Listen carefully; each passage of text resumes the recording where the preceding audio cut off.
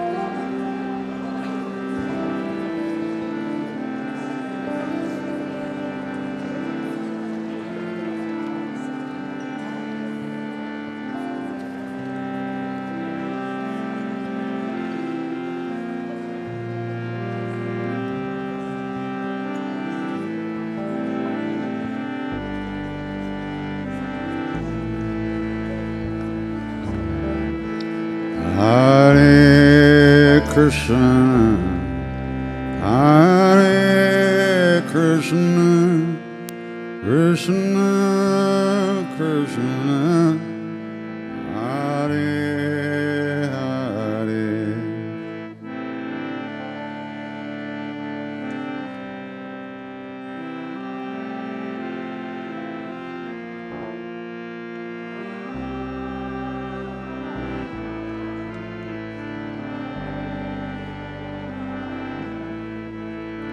Hare Krishna, Hare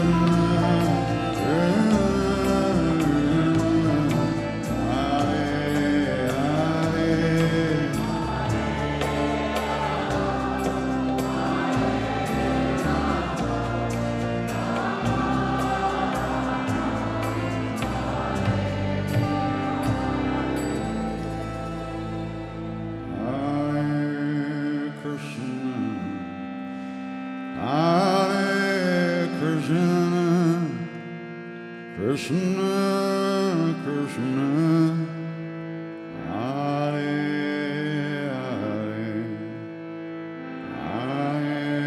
Hare Rama,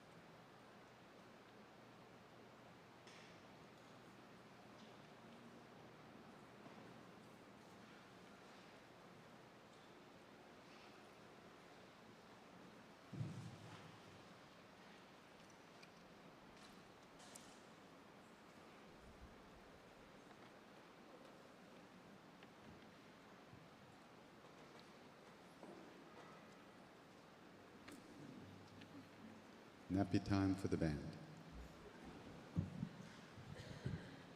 So, at the very least,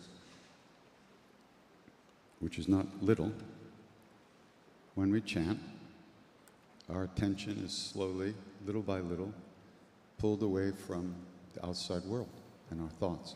Shama, you want your blanket? I'm not using it.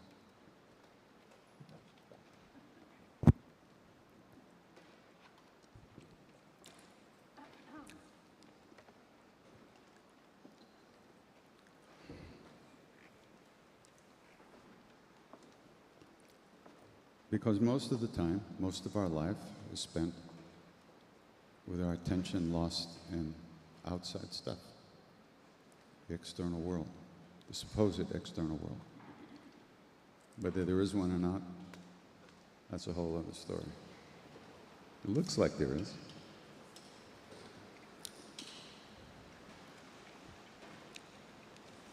And those thoughts and stories that we tell ourselves all life long, the stuff we believe about ourselves, it pretty much goes unchallenged our whole lives. The programs that were put into us as young kids just keep going on. And if we don't do something to change that, we don't do something to change that. We get born, go to high school, drink some beer, and die. That's it. And that's what it's like for most people in this world, unfortunately. Either they're born in places where there is no dharma, no spiritual stuff, or they're born in a situation where they don't have time or safety to practice. But here we are. We don't even know how we got here, but here we are. Trying to do something to help ourselves. I thought of a little story while we were singing. You know, in 1989, I was in Allahabad in India, at a place called the Prayag, where there was a Kumbh Mela. A Kumbh Mela is, every year there's a Mela. Mela means a festival. And every 3 years there's a quarter Mela, every 6 years there's a half Mela, every 12 years there's a full Mela. It's a 12-year cycle of astrological stuff. Shut up. Nothing. Just talking to a friend. So this one was the 12th. These stars, this astrological thing, hadn't been in that position for 144 years. So this was big time. There were like maybe 30 million people. Became the biggest city in India for about 2 weeks. Goes on for a month, but 2 main weeks. So I was living in a camp, a little camp of tents, with a yogi who was 163 years old. Really, he was. You don't believe me? He was. I remember once he looked at us and said, "You're from America? Huh. You remember when Lincoln was shot?" "Oh, no, yeah. We read about it in the papers," he said. And the guy had been living in the same area. Everybody knew him. He was 163. And one day, he said he was going to visit his elder guru brother, who was 250-something years old. And his name was Deobra Baba. Deobra is a county in Uttar Pradesh, and this Baba had been living there for hundreds of years. He was your grandfather's grandfather's grandfather's grandfather's grandfather's grandfather's guru. Everybody knew him. It was no mystery. And the funny thing is, after 2.5 years, I came back to the States, and I went to my mother's house, and in the morning I woke up and I went to the A&P to get some Cheerios. Maybe it was Wheaties at that time. And as I'm checking out, I look over, and the National Enquirer was in the rack, you know? And on the front page, it said, "World's Oldest Man," and a picture of this Baba. Really? I went. So the younger Baba, the 163-year-old guy, goes to visit the older guy. And he comes back and he said, "Oh, we had a nice time. He told me that Sri Krishna came to him and asked him to come play with him in Vrindavan. So he's going to go." A couple of weeks later, he left the body.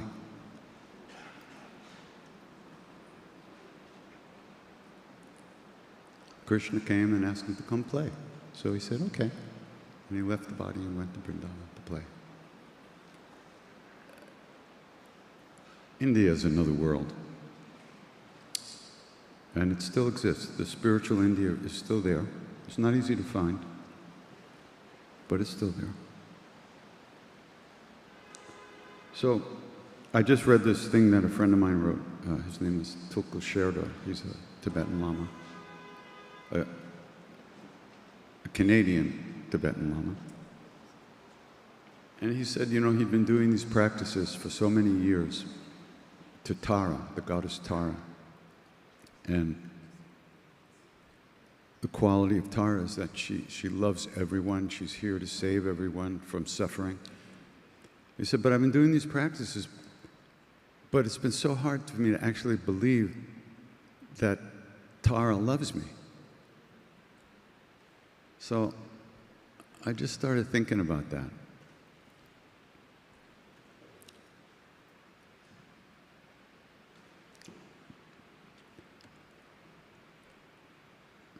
I don't know. Most of us, we don't believe there's a Krishna or a Rama or a Hanuman or Shiva, Kali.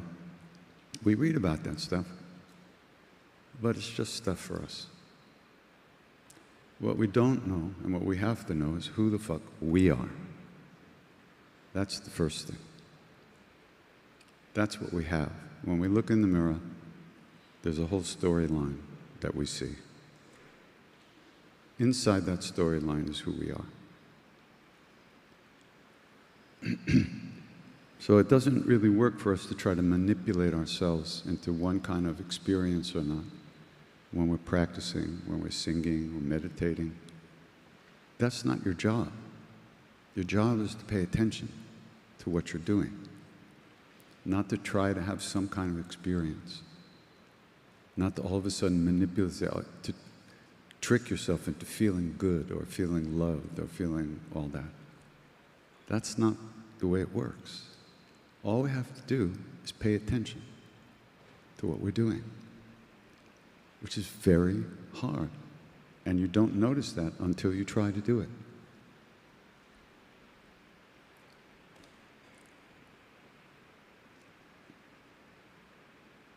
And the expectations we have about what we're doing, like when we sit down to meditate or chant or something, that's what stops us from really getting it together.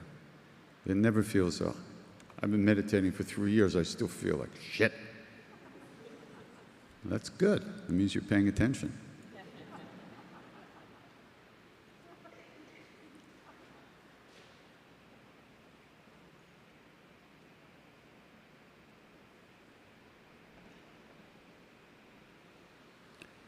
Somehow we have to loosen up these habitual identifications that we have with our stuff. The problem is we believe it all so deeply and so unquestioningly. You wake up and you don't feel good, and I'm depressed today. And we really believe that. We feel bad, and we believe that. When I started chanting with people, it was because I had this epiphany that if I did not sing with people, I would never be able to clean out the dark shadows in my own heart.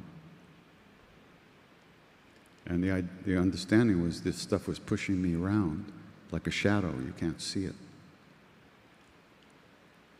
But the only way to do that for me was to start chanting.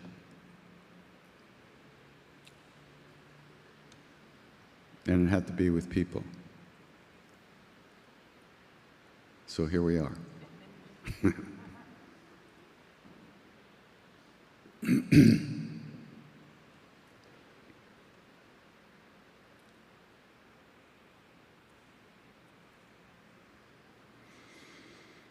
I mean, do you really want to spend the rest of your life fucked up?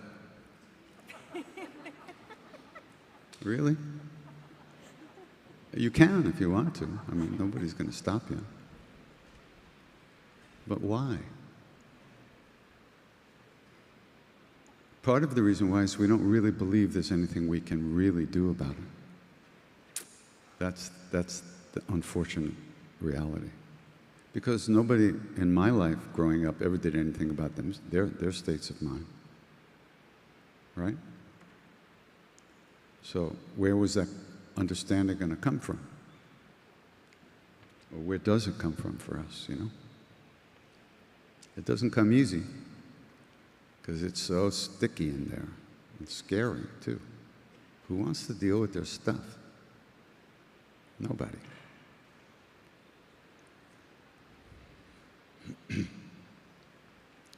This is fun.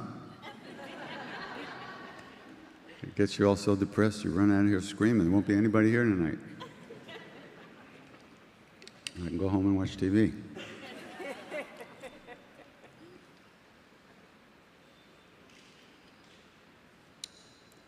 Maharaji said, through the repetition of the name, which is the chanting we do, the names of what they call God. In India, there's 1 million names for God. You walk down the street, there's Sri Bhagavan Insurance Company, Durga Travels, you know, Saraswati Cleaning Service. You know, everywhere you go, there's God.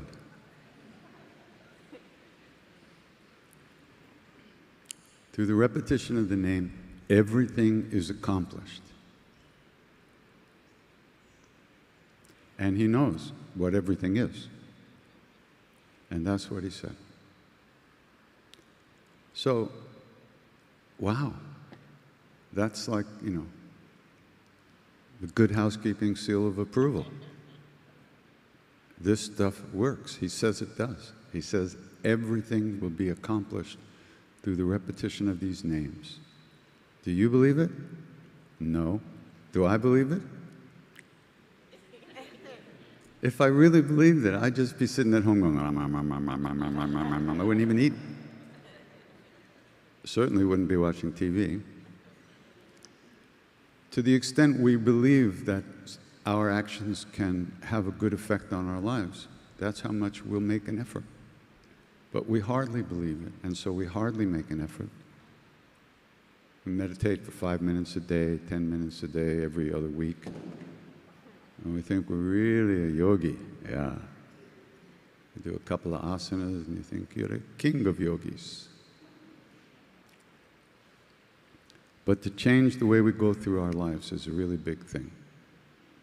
And like I told you, I had that epiphany that the only way for me to change my inner reality would be to chant with people.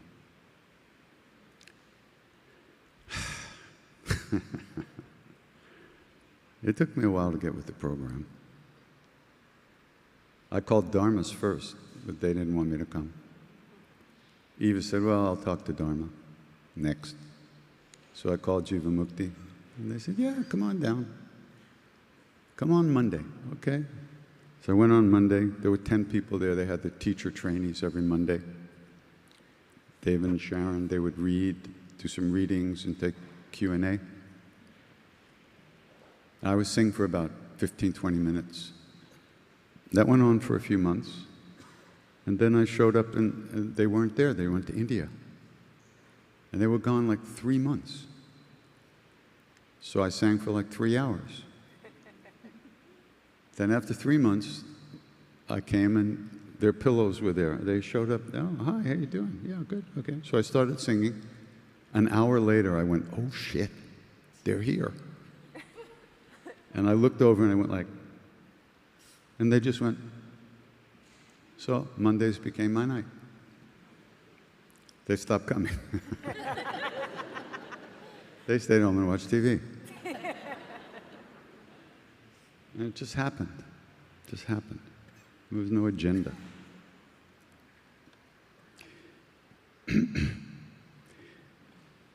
Doing practice is like planting seeds.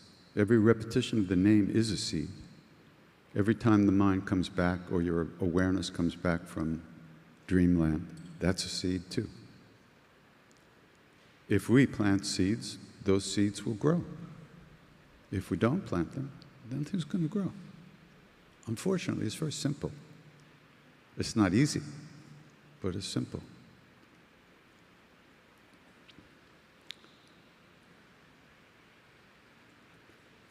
You know, we're used to like 15,000 channels on television, but sitting down and trying to pay attention, it's not easy.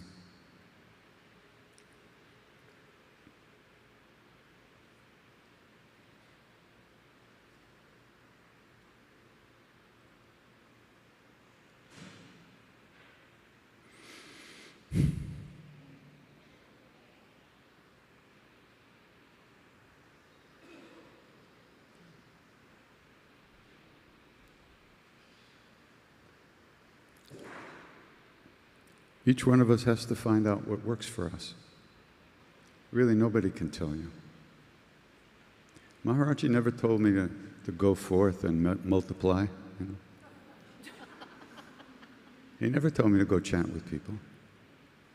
I wanted to do that. We had chanted with him, to him, for him. But life got in the way, and I never did it. And it wasn't until like 21 years after he died that I started singing with people. Stubborn. I was so angry and hurt, pissed off that he left me. I wouldn't do anything. I had to get over that. So, but he left it to me to find out what I wanted to do.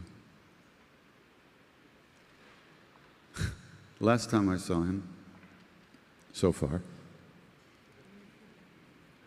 I was going to leave that day for Delhi to get on a plane back to America after 2.5 years in India, walking around barefoot in a red dress. I thought, this is not going to work in New York. What'll I do in America? Well, maybe I should ask him. No, don't you ask him. What's wrong with you? You should have faith. Faith my ass. I'm going back to America. So I'm sitting there right in front of him, arguing with myself, right? But finally I blurt out, Baba, how can I serve you in America? He looked like he bit a pickle. Ah. He says, asking about service, it's not service. Just do what you want. Now, I had been celibate for 2.5 years. During prime time, ages of 23 to 26. I knew what I wanted to do, and he knew what I wanted to do. That was the thing. So I just went, my mind literally stopped. And he laughed. He said, ah, so how will you serve me? Ah.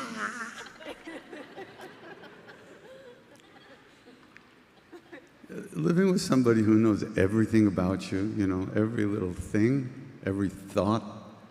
It's just a trip.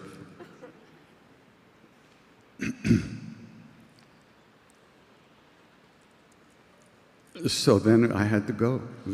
He said, just do what you want. Then it was time for me to go, so I bowed down, I walked across the courtyard, and I did a Danda Pranam, full down on the ground. And as I was there, on the ground there, I heard my voice in my mind, but it wasn't me talking. And it said, I'll sing to you in America. Oh, okay.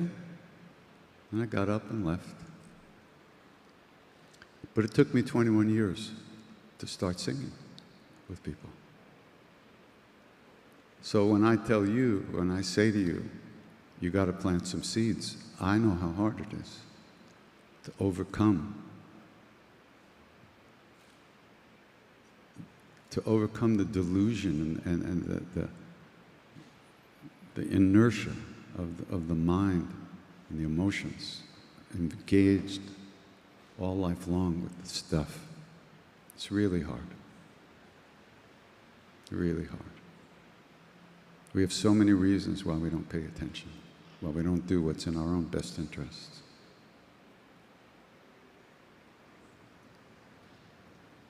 What are you going to do?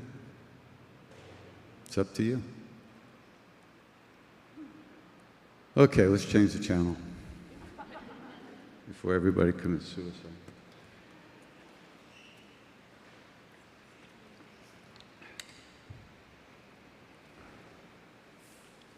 So, we have a microphone, and we'll take some questions.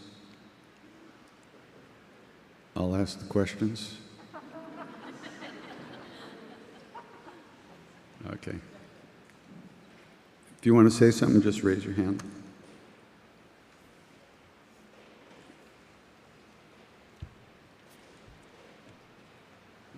Hi.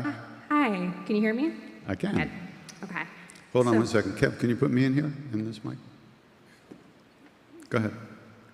So my name's Racheli, and I came up to you at the Ram Dass retreat. Okay. And we were discussing the names of God, and I grew up Orthodox, Jewish Orthodox. There's a lot of different Orthodox. Thank you. Yes, that one. Yeah. And I've been doing the Hanuman Chalisa. That's a good Jewish prayer. It's a good one. So then I was home on Rosh Hashanah at my parents', and suddenly, like, I couldn't do it. The names of Ram and Hanuman and all of that. Yeah. I felt this resistance. And I'm just curious if you have any thoughts, because I do believe it is all one. We were talking about that book with the Baal Shem Tov. But yeah, if you have any thoughts for me on that. Thoughts. Let me think about that. Yeah, I remember one time I was doing a retreat and a woman raised her hand and said, I was at a Jewish retreat last weekend and they say you can't say the name of God. And I said, you're right. We're just lying. And Maharaj used to say, go on, sing your lying fake Ram Ram. One of these days you'll really call out and the real Ram will come. Whatever that is, it's beyond conceptions, thoughts, names, labels. The reality is beyond all that. So the true name of God can never be spoken. On the other hand, because we live in the world of thought and emotions and words and concepts, what we try to do is gather ourselves up and eventually offer ourselves to that place within us that is real love. And we use these names as a method to do that for ourselves, to accomplish that. But the names themselves are St. John of the Cross wrote that in the beginning, the Father uttered one word. That word is his Son, and he utters him forever in everlasting silence. Silence is not the absence of sound. It's the absence of stuff, of concepts. So silence is reality, but it's beyond words. The only way for us to recognize that is to see it ourselves within.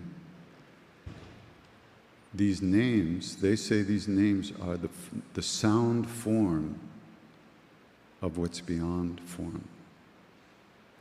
Maharaj used to say, you can get to the formless through the only way to, he used to say, the only way to get to the formless is through the form, because we identify with form, with our own form, with the body, thoughts, the emotions. We identify with that. So inside of that delusion, this method of chanting, the names. I mean, if you chant Frank all day long, you'll get a headache. People named Frank will start knocking on your door. You know, you'll wake up in bed, instead of your husband, there'll be a Frank. It's dangerous, you know, this stuff works. So it's better to sing the names of what's real. And all these other names that we're chanting are the names of this place within us that is beyond form. It's hard to talk about things beyond form because we don't know. What was I just reading something?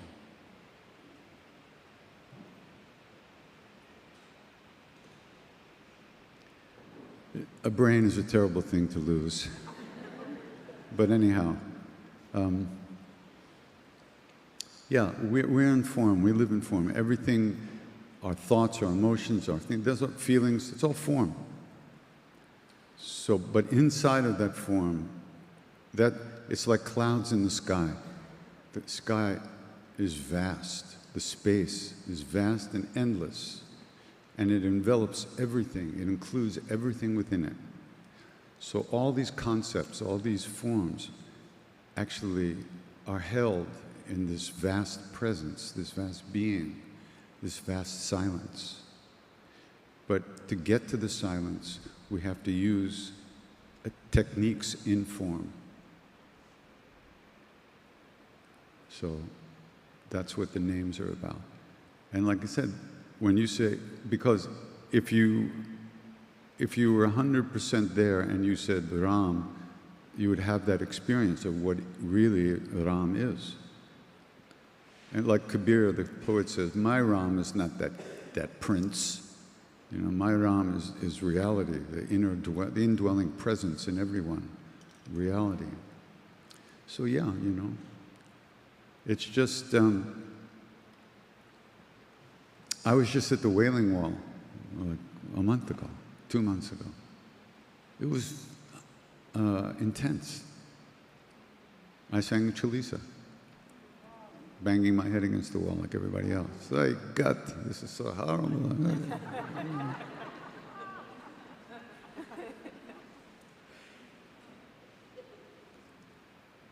But,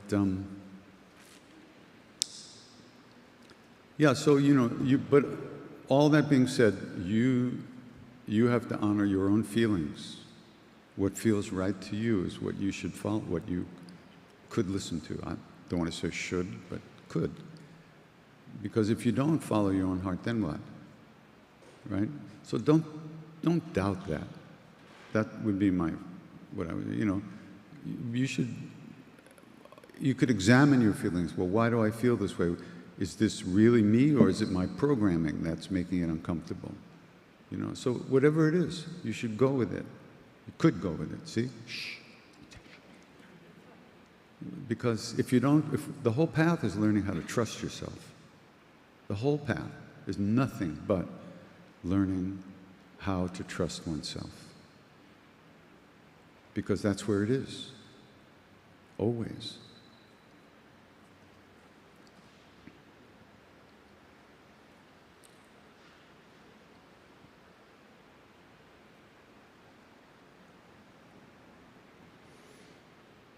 Kev, I can't hear me in here. A little louder. Hi. Hi. So I've recently been blessed to have Kirtan enter my life in the last probably 18 months, so like a year and a half. And coming from like a music background, I've like invested in a harmonium and I sing and chant in my home and I like sing my heart out. And then whenever I get into a group of people and am chanting the same chants that I've practiced at home or have developed at home, it sort of flips from being a genuine expression of love for divinity into almost like a leadership role, I guess. And so I guess I'm wondering if you have any perspective or advice on how to keep the main thing in a group when you're leading a chant or a melody, you know, because for me it sort of flips into this almost performance instead of a community expression of love for divinity. So I'd love your perspective on that if you have any to offer. Well, first of all, don't quit your day job.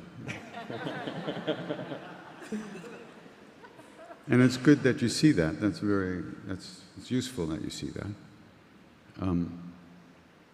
But you only had two options. You gave me two options. Neither one is good enough. If this isn't your spiritual practice, you're doing it wrong. So, in spiritual practice, you say chanting to divinity and all this. I mean, I don't even know what that means. Do you? Right. So just chant and pay attention. And when you're gone, come back.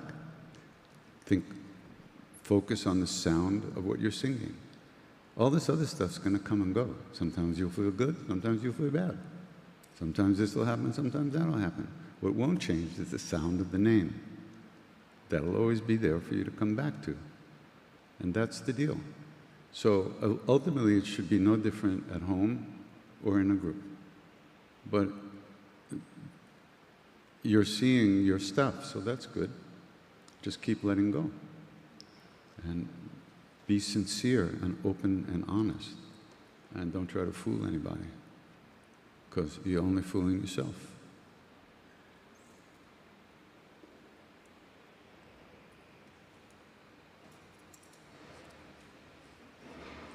When we started singing, when Maharaji would ask us to sing, we would just stand there and go, Shri Ram Jai, very Ramdas-like.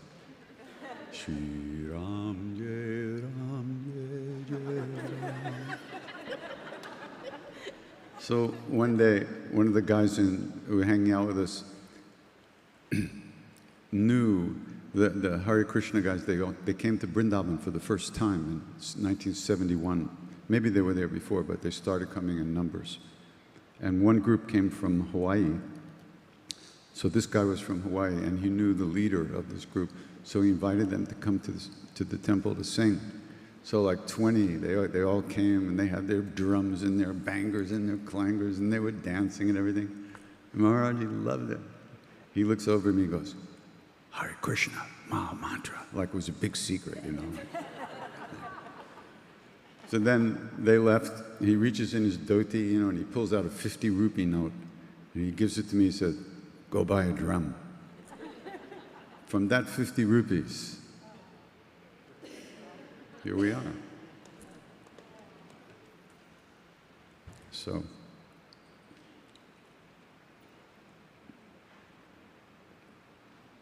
you know, there was a great saint in the 1800s named Sri Ramakrishna. And he talked about the way chanting works. So he said, every repetition of the name is a seed, okay? Just like a seed, a little tiny seed could have a huge tree inside it, right? These seeds of the name have even a greater potential.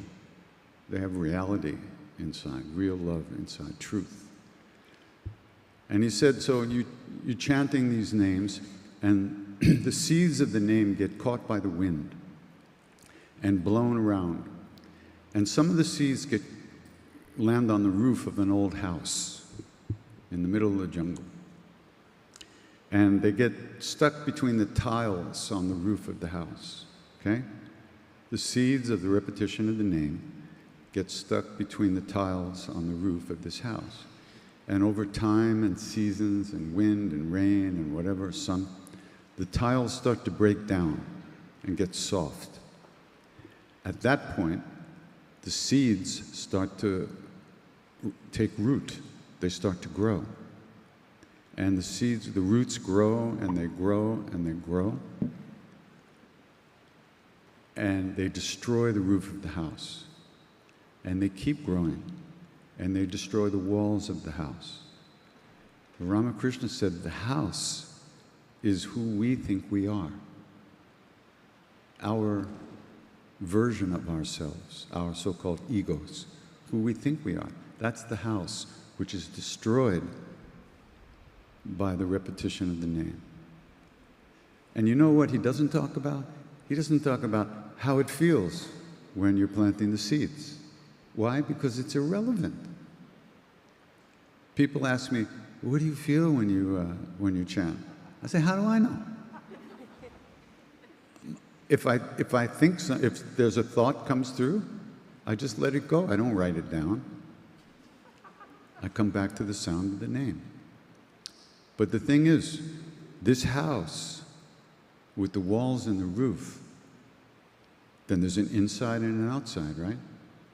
Which is all the little houses in the room here. Every one of these houses in the room has an inside and outside. That's the rest of us. My outside is all of you, your outside is everybody else. The repetition of the name dissolves those walls, and then there's open space. Nothing is lost, everything is gained. The whole universe. You recognize yourself as the whole universe, not just what was in that little house.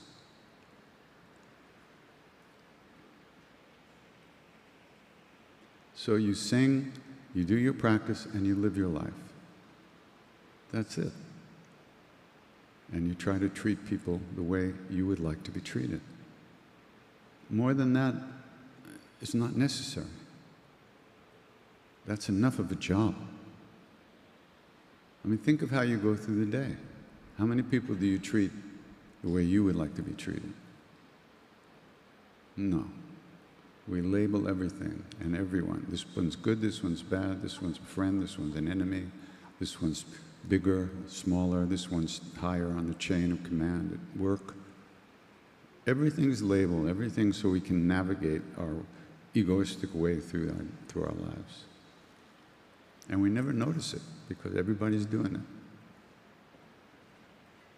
So, a little bit of practice and a lot of caring for other people and oneself, and a lot of good things can happen. Okay. Ram Ram. Same to you. In COVID, I talked to you, and I meditate I live in New York, and I was meditating, and I found myself standing in the Hanuman temple in India, Delhi. I don't know you remember or not. So then I thought, what I'm doing in Hanuman temple. So I had darshan of Hanumanji, and my dad was devotee of Hanumanji. Then when I talked to you and I found about you, you told me read Ramcharitmanas and Miracle of Love. And I'm reading Ramcharitmanas. Last year I did. Now I'm reading. I'm crying a lot because I didn't know my God is deity is Ram. The what? What was that? The deity, some of the family by family come, in India, Yeah. like my grandparents, because I was a devotee of the Durga, the way I, the raise in my, have some of your personal favorite god in India, right? Mm-hmm. So, because I have darshan of Durga as well, I have so much spiritual, experience through. But when you told me read Ramcharitmanas, it totally changed my life. And now and every day, because when I'm crying a lot when I read that Ramcharitmanas, So they say in India, and some of the guru are here, only your guru can take you to your deity, the where you go. So through you, I met Ram. And the Maharaji, Hanumanji, is a Leela, you can say, So I will be thankful rest of my life to you and Ramdas. And the journey, how I come from India and end up here in New York and doing Kirtan. And my wife was worried because what's going on, And what happened? See, I bring my father-in-law here to do some Kirtan here, He'll keep you straight. Yeah. So thank you so much. Thank you. It's a blessing, and Maharaji too. He gave me darshan, and my wife came last year too. Me and my wife, and she said, who's sitting behind there? I said, nobody's sitting there, and she has a darshan as well. So we're really blessed. I'm so emotional right now. So thank you. Thank you. And as a guru, I really Okay. Dandavat Pranam. Thank you. Pranam. Yeah, thank you. Yeah, Ramcharitmanas is a wonderful book. Ramdas gave me his copy to read before I went to India, when I first met him. It's so beautiful. Westerners, we're only programmed for one kind of love, emotional love. There's other kinds of love. And this book, which is the story of Rama, told in a very devotional way, very open, loving way, it's extraordinary. It really reprograms your heart and opens us to a different way of loving, a different kind of love. It's very amazing. Yeah, really beautiful book. Ramcharitmanas. The Manas-like lake, the mind-like lake of the stories of Ram. And every chapter is a descent deeper into the lake. It's very beautiful. Very beautiful. Tulsidas wrote that. He's the one who wrote the Hanuman Chalisa also.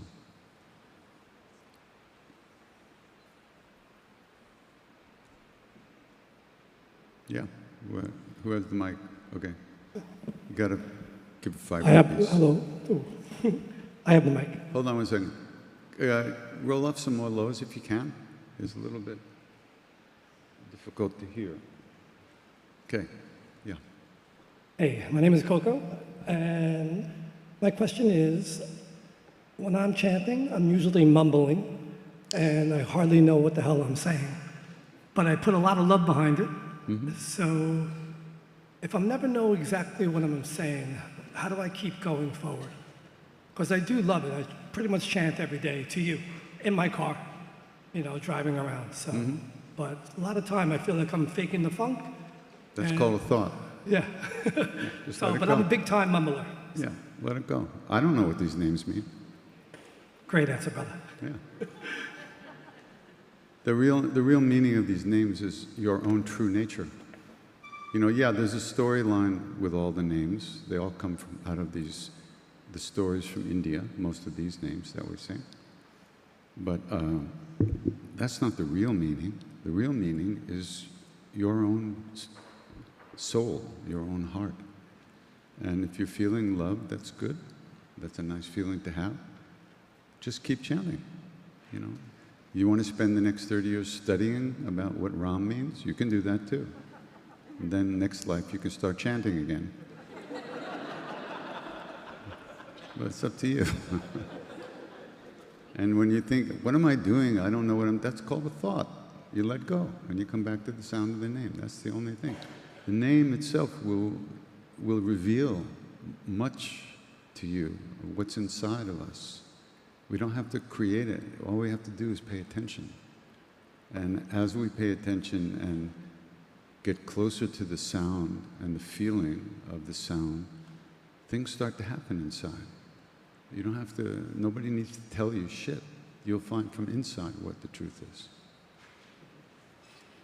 But you're feeling good right now. Don't stop if you all of a sudden you don't feel good.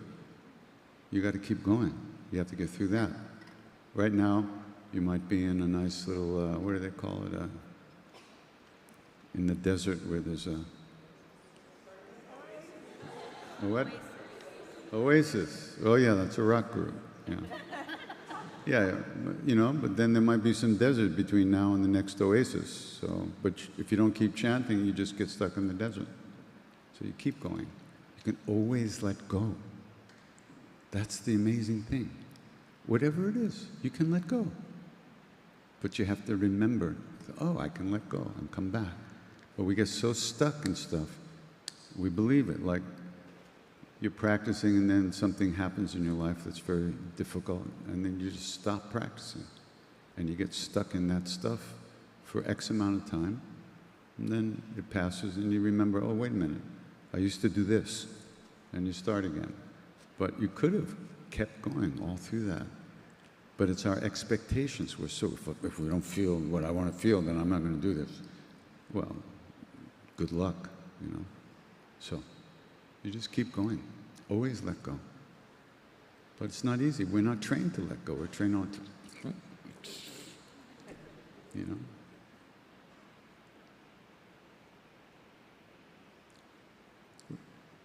Okay. Jai Shri Ram, Krishna Das. It's so great to be here with you. A little bit about me. I grew up in a household where we worshipped Lord Ram, Hanuman. So grew up in a household with bhajan and kirtan. And it came from my grandmom. And today I'm here to celebrate her birthday as well with you. Her birthday was on October 2nd. And you're here, so what other good way to celebrate her birthday? Yeah. Yeah, and I came to USA 7 years ago, and you know, my grandmom, she did not want me to come all this way, and the last time I saw her, she was like crying and asking me, hey, don't leave me, don't leave me. And we shared a very, very beautiful relationship. When you describe of your relationship with Maharajji, I'm just reminded of my relationship with my grandma. So yeah, I mean, she told me, don't leave me. And then I came to USA. I'm like, no, Granny, I have to go. I have this. You know, there's so many things I want to do. And I thought I would be coming here. And, you know, time just, years flew by, 1 year, 2 year, 3 year. Just used to talk to her over the phone. And then eventually she lost this ability of like recognizing me, listening to me over the phone. I was with her through the video calls every day. And then, yeah, I mean, you know, I thought I would be able to go back to meet her. And then years flew by. One day, all of a sudden, I was woken up in the middle of the night with the news that she's not with us anymore. And the other beautiful, the other thing which happened was that the day I lost her, just one night prior to that, I had this dream where I saw my grandmom on her deathbed. And she had this photo, she had held this photo in her hand. And she was saying that Maharajji is here to come take me. Maharajji is here to come take me. And I was just like woken up. And I knew that, you know, my grandmom is not well. I just could not comprehend what was happening at that time. And I had this very bad feeling that I'm going to lose her. And just the next day, you know, after 12, 14 hours, I got this news. I was woken up in the middle of the night with the news that she has left us. So, yeah, I mean, you know, you helped me to get through the pain of losing her. But at the same time, like, you know, I'm just kind of very curious about this experience, you know, coming here, finding you, being reminded of bhakti, and how can I just like, you know, keep following it? You can sit. That's how. You just have to live your life. All the seeds are in there. You just have to follow your heart. There's nothing to join. There's no rules and regulations. Just be you. Find out what that is. That's the best thing, the only thing.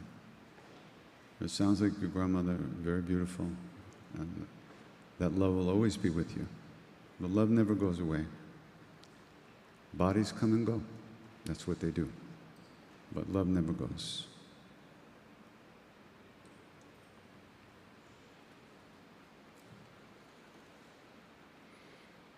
We can miss the bodies, and we do for a while, but the love is really what's always here. It's okay to miss bodies. That's what they're for, to be missed. Yeah.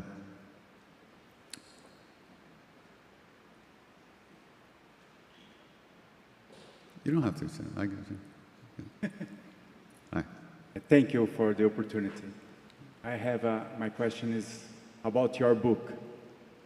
First, The Bible? Oh, Yeah, no, that's okay. I know what book, yeah. Yes. Which one is that? Wait, no, that's not my book.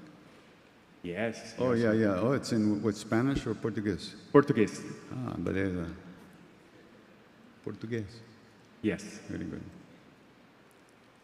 My question is about, in your book, you explain your love with your guru, okay? And I don't understood who teach you be a musician.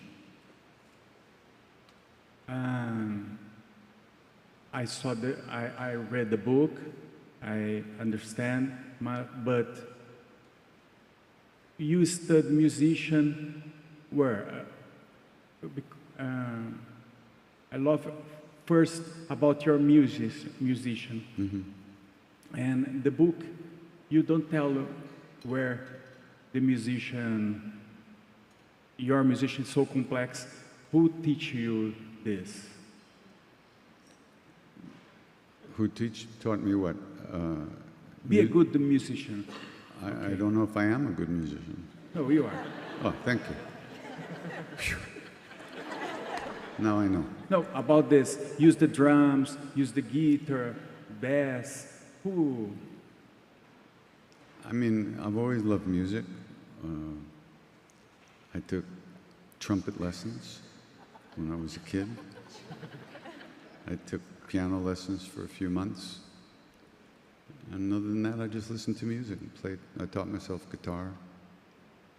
You know, I don't know. You just absorb it. Nobody taught me.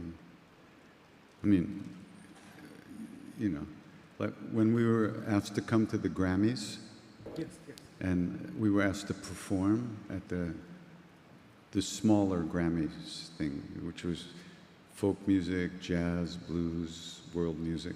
It wasn't the pop music thing. So they set us up on this rolling cart, right, off stage. And we were all sitting, me, Nina, Steve, Mark was there, right? Arjun, I think, was there. So they set us up on this platform with the speakers, the monitors, and everything, you know, and the mixers.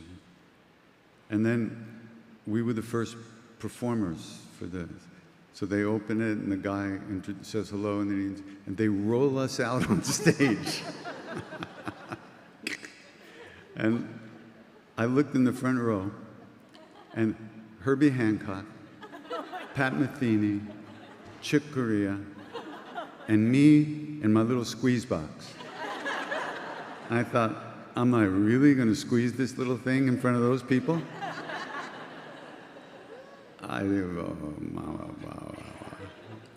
But once I sing, everything was okay. So, but it was a funny moment.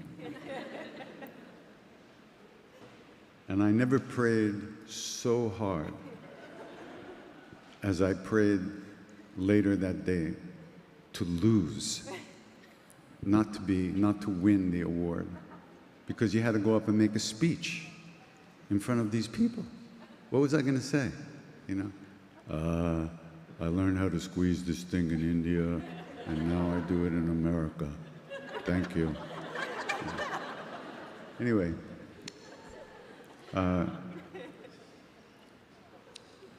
Music is very good.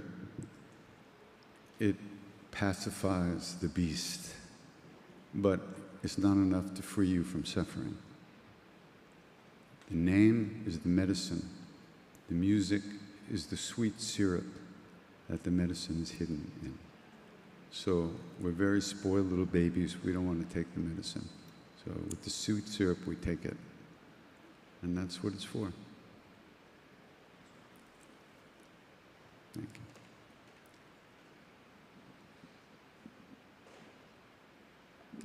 Mike's over there, yeah. You have to talk to him. Yeah, namaskar.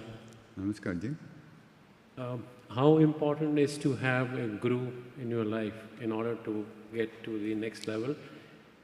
Because I'm very skeptical, so I also read a lot or watch a lot, and what I've learned is detachment is the key thing. So, what does that mean to you? Means you don't really depend on anything in a people, family, life, money, anything. So that's absolutely wrong. 100% wrong. Yeah. So of course I'm wrong. That's why I'm here. Well, yeah. Wait a minute. I'm not sure what that means. No. So point is, yeah, having a guru and then being attached to that form, right? Well, right? that's also a problem. Yeah. That's a problem. So yeah. How do we is it really important to have guru, or just the chanting and then maybe doing what you said, 4 things, yeah. treating people with love and doing whatever you have to do is all really can help you grow? Thank you. You're welcome, yeah, thank you. Well, first of all, detachment is love. Love for everyone equally. That's detachment. Attachment makes one person closer, another person further away, makes some foods more pleasant, some things unpleasant. That's attachment. In the third patriarch of Zen Buddhism said, the great way is not difficult for those with no preferences. So that disqualifies all of us. So, but don't think about detachment as something cold and that all of a sudden you can't care about people and the people you love, you don't love them anymore. And this is wrong. Detachment means loving all, everyone, including yourself. Okay? When you look in the mirror, you don't doubt that you see you, right? Yeah, you're looking at your guru. Because, oh, I thought it was a bird. You never know. Or a monkey. Yeah. Guru is ultimately important, yes. Nobody can make you can't advance on the path without a guru. But guru doesn't mean physical body.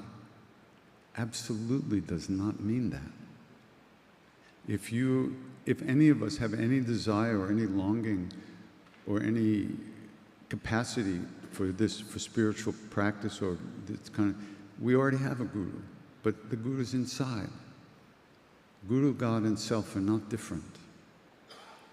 The body that I got attached to, that wasn't the guru, that was the body of the guru. It's like when you drive a car and it breaks down, you don't cry, you just go get a new car. Well, that's what a guru does, because gurus never identified with the body. They know who they are, they know what they are, and they know that they are one with us. And they know that they are not the body. The body is nothing to them. It's a vehicle. So you don't sit around and wait for a guru, because because everything you do, every thought we have is karma, is creating karma, every thought. So if you sit around waiting for a guru, you're just waiting and you're not doing anything to help yourself. So knowing that the guru lives within, not just me, but everybody, or God lives within everybody, then you start treating people that way. And then you see your attachments. You like this one better than that one. You treat this one differently than that one, right? All kinds of things. So you start working with that. And you start trying to let go of those kind of judgments. But it's very hard to let go of thoughts unless you have something to come back to, which is what we call practice.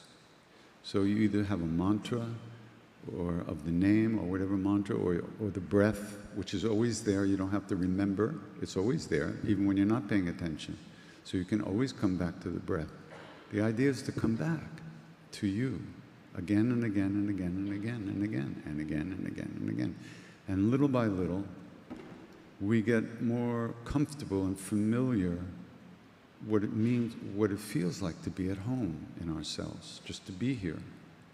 It expands, it deepens, it gets richer, it juicier, it changes. It's not just like, okay, I'm here.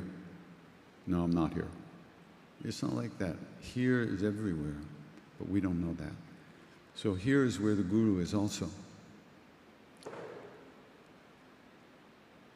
But we identify with our bodies, so we can't imagine what's beyond the body. We can't. It's not possible, because that's where thoughts don't go. So what are you going to do?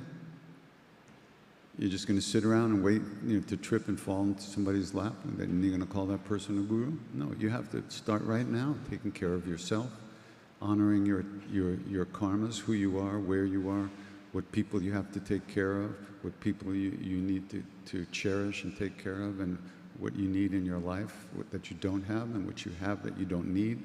You just start cleaning your room, like my mother used to tell me. I never did it. Now I don't do it either. But yeah, no, you don't sit around waiting for a guru. But on the other hand, without a guru, a guru keeps transmitting. It's like a homing beacon. You know what a homing beacon? It's like you go up this way, oh no, it's here, and you go this, oh no, it's this way. It's like that, but it's inside. You know what you like and what you don't like. You know what you want. And if you really examine what you want, you'll start letting go of the external things and recognize what you really want is what you really want. We don't have to name it right now. And that's where you connect more deeply with the inner guru. And that's the deal, Yes, I suffered terribly because I was feeling Maharaji everywhere until I met him. Once I met him, I got totally fucked. When I met him, I fell in love with that body. But I was already in love with him before I met him. I felt him everywhere. After I met Ram Dass, I felt him everywhere. And then I met him physically, and I was like, wait a minute. How does all that fit inside that little body? I couldn't figure it out. It was like a whoosh, But that passed, and I fell in love with the body, and then I suffered when the body disappeared.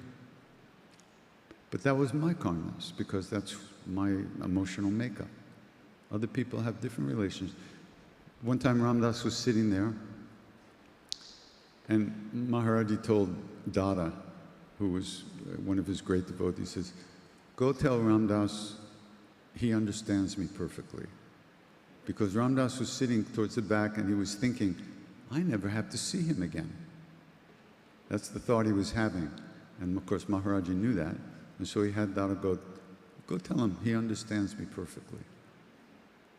So it's like that. We have this romantic thing, we want to find a guru, we want to fall in love, but that's just bullshit. That's us, once again, looking for something outside of ourselves. Guru is not outside, never has been outside, couldn't be outside. Within your life, within your heart, within your being is Guru. So there's nothing to wait for. Go ahead, right?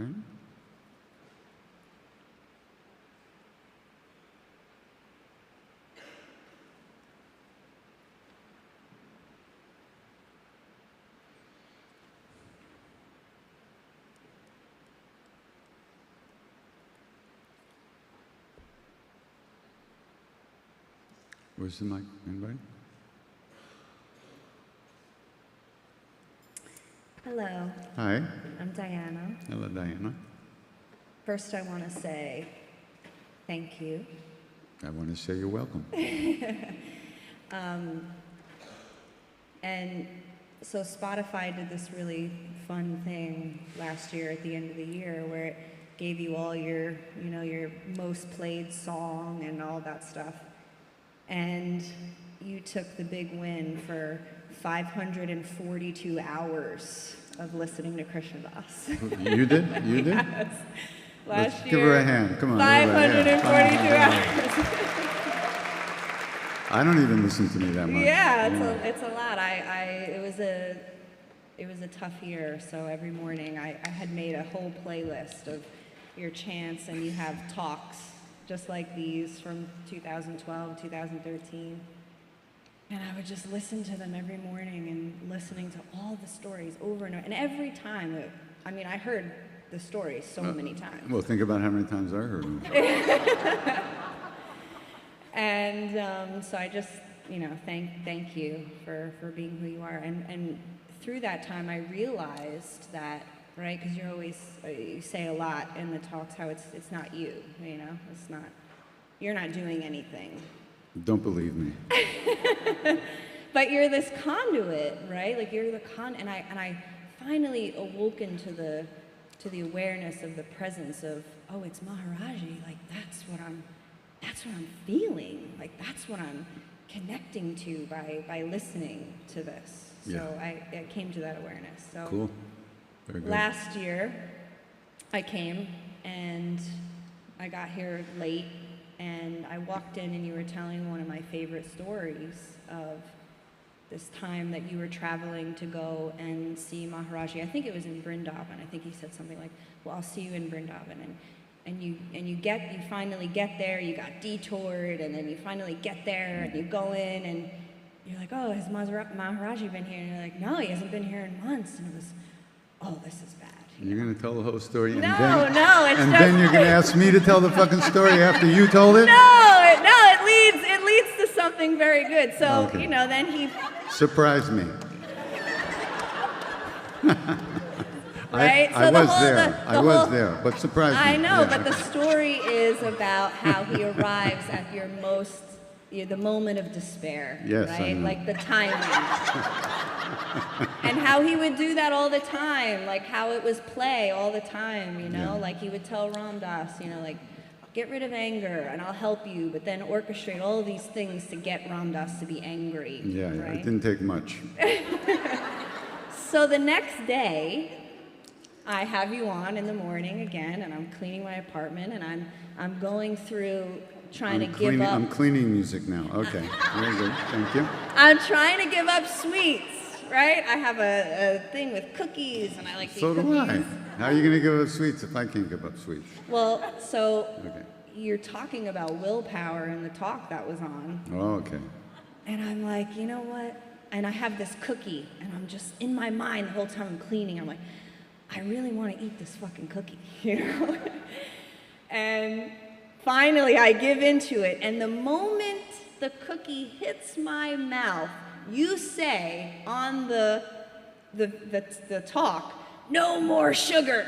At that exact moment, as I'm about to eat the cookie, and I look up and I go, Maharaji, I know that you're here and you're playing with me right now, but I'm still gonna eat this cookie. Very good. So I just wanted to share that because I'm so grateful for the stories, right? I'm so grateful for the stories. And for it to, again, awaken in me this play, this Leela, and that he's always here orchestrating and in those moments. And that was my first direct moment of understanding of, oh, right, timing. Cool. So Very thank nice. you. I Yeah, just yeah, really wanted to thank share you. that story with you. Do you know that story that she's talking about? Yeah. I'll tell you. So, we were in Allahabad and at Dada's house, and Ram Dass had arrived recently. Well, he'd come to Bodh Gaya first, and then we went later. He had been on tour with Swami Muktananda, and he had come to India for his second visit with Swami Muktananda. And then he came up to find Maharaji. While he was with Swami Muktananda, he had been invited to do this pilgrimage with him in South India, and he agreed to do that. So now he said to Maharaji, he said, you know, I told Swami Muktananda I would do this pilgrimage with him, but I really don't want to go. Do I have to go? Maharaji said, you said you would go, you have to go. So me and Ramesh and Dwarka and somebody, I think and Ramdas, we all took off. And Maharaj, as we were leaving, Maharaj said, I'll meet you in Vrindavan. So we left Allahabad, and on the way south, we stopped in Vrindavan, but he wasn't there. So we continued on to the south for about, I don't know, 3 weeks maybe a month, I don't know. Traveling around, it was fun. And so now we're heading up north. And we decided we would go to Vrindavan because that's where Maharaji said he would meet us. So we drive up north, and we finally get close to Vrindavan, but it's nighttime. And so we stayed just outside of town in Krishna's birthplace. There was a little dharamsala. And in the morning, we got up and we drove to Vrindavan on the way to the temple. I was driving, and I missed a turn. It was a right turn on the road that goes around Vrindavan. It's called the Parikrama Marg. It goes around. And as a result of missing that turn, we got stuck in the bazaar in the morning with cows and carts and people, and it was so crazy. A narrow little road like this, and we were like, you know. So it took 15 minutes to get back to the spot where I missed the turn, and then the temple was right there. So we get to the temple, we go inside, and we ask the pujari, you know, Maharaji here? No, we haven't heard from him in months. We have no idea where he is. Oh, really? This was bad news. You know, there were no phones, no cell phones. Even the landlines never worked. You had telegrams. That's how people communicated important things. So somebody would know where Maharaji was. They would telegram people, and everybody would start showing up, you know. So what are we going to do? Well, let's go to Delhi. Maybe they know where he is there. We'll go to this guy's house. And so we go back to the car, and I was suicidal. I mean, I was like so depressed. I just couldn't believe we don't know where he is. We'll never find him. And I put the key in the ignition, and I'm just about to turn the key, and this little Fiat screeches to a halt right next to the car. And I look, and in the passenger seat is Maharaji. And he's right here. He gets out of the car, and he doesn't even look at us. And he goes right into the temple. He didn't even look at us. We're just like, and he goes into the temple. It was, So we go in, and we had 3 beautiful days with him. Nobody else was there. They hadn't found out he was there yet. So we had a couple of 3 days, really great. Many years later, like 20 years later, I was with this guy, one of his great devotees named Gurudat Sharma. And he says to me, you remember that day that the car we arrived with I was also in that car. I said, yeah, I forgot, yeah. He said, I'll tell you the story, he said. So the night before, they were in Kanpur or Lucknow, some town that's quite far away. And all the devotees were asleep in this big room, big living room. And in the middle of the night, Maharaji tiptoed around everybody, and he tried to wake Gurudat up, but he couldn't wake him up. So he picked him up, and he threw him over his shoulder, and he carried him out to the car and put him in the back of the car. And then they took off in the middle of the night. And Gurudat wakes up at some point, and he was like, what? You know, where am I? So Gurudat said, Maharaji kept telling the driver, go faster, all night long, faster, faster. And the guy's driving in the night, you know, the roads, you can't see, there's no lights, you can't see anything. You know, faster, faster. Just outside of Vrindavan, he said, stop. And he pulls over, And Guru Das said, I thought it was a pee stop. But he just sat there for 15 minutes. And then he goes, Jello, let's go, faster, faster, go like this. And he arrived just as I'm about to turn the key. Now, I don't know. If that's not enough to crack your mind, nothing will ever be enough. So we might as well give up. Good night.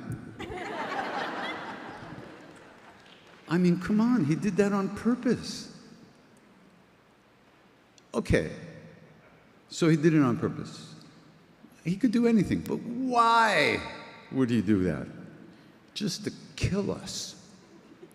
We were in our moment of such despair. I can't describe it to you. We've been rolling around this, with Muktananda and just dreaming of getting back to Maharaji. And then he's not there. We'll never find him. He could be anywhere. Sometimes he just disappeared for months. He'd go out of the temple and said, I'll be back later. 3 months later, So that's the story that she's talking about. And that was the time that Maharaji took the acid for the second time. That's a good story. But you don't want to hear that. Okay. Twist my arm. Go ahead. So we're sitting there with Maharaji. And he looks at Ram Dass and he said, when you were in India last time, did you give me medicine? Ram Dass said, yes. Did I take it? I think so. Now you see, the backstory is, the first time, Ram Dass met Maharaji, the second day, he asked him for the medicine, and he took enough acid to put a horse on the moon, and nothing happened. So that was really big for Ram Dass. But when he came back to America after that, he told everybody the story. And some people would say, come on, he scammed you. He threw it over his shoulders. And nobody could take that much. Now, Ram Dass didn't think so. But there really was a little bit of doubt in his mind. So when Maharaji says, did I take it? Ram Dass said, yes, I think so. Oh, got any more? Yes. Give it to me. So Ram Dass holds out 4 hits of Sandoz, or Owsley acid, the best acid you could ever get. Maharaji goes like this. He takes a pill, and he goes,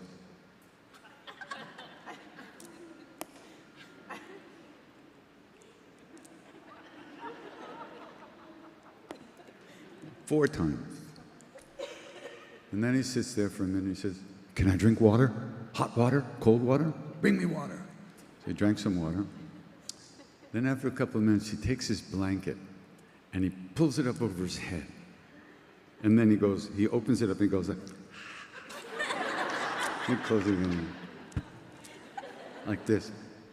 I had never seen a purple human being before. Ram Dass actually turned purple right next to me. And he thought, oh my God, he didn't take it the first time. He knew he was trying to prove he could do it, and now I've killed my guru, and he was like, he totally lost his mind. The minute he thought it, Maharaji just laughed and said, this is nothing. For a yogi, poisons can't affect him. This used to grow up in the Kulu Valley, and he said, no problem, like that. It was just like, he said, yogis would go, they would calm their minds down and their bodies and bring their mind to one point. Then they would take the soma and go through the door. You see, if the mind is all over the place and you take these chemicals, you just like, it's like a crapshoot. Anything could happen. You go everywhere, all these things. But when your mind is at one point, to bring the mind to one point is not easy. You can't just put your mind somewhere and it'll stay there. Our own desires, the habits of thinking, the way we treat ourselves, our storylines, our whole lives are in that moment. And if it's not harmonized, you can't do it. It doesn't happen. And when your whole life is in harmony, and your energy and prana is in harmony, and you place your mind there and take the soma, you go through the door. But it's a very narrow door. So essentially, Ashtanga Yoga is a manual for taking the soma. That'll get me in a lot of trouble. But that's what he said. Yama, yama, yama niyama, asana, pranayama, pratyahara, whatever it is, I don't know all that shit. But you calm the body, the mind, the body, the breath, then you bring the mind to one point.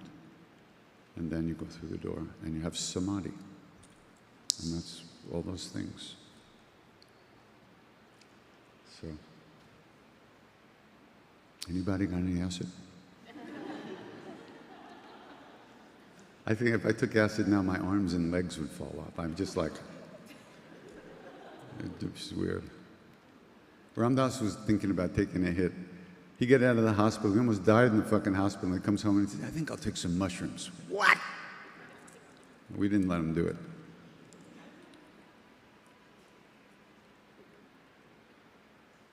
And that wasn't too long before he left, huh? He loved the hospital. He loved the hospital. He was so happy in the hospital, lying in bed, getting taken care of. All the nurses and doctors were coming to see him. It was just great. He was giving darshan in the hospital bed. So happy. He didn't want to leave.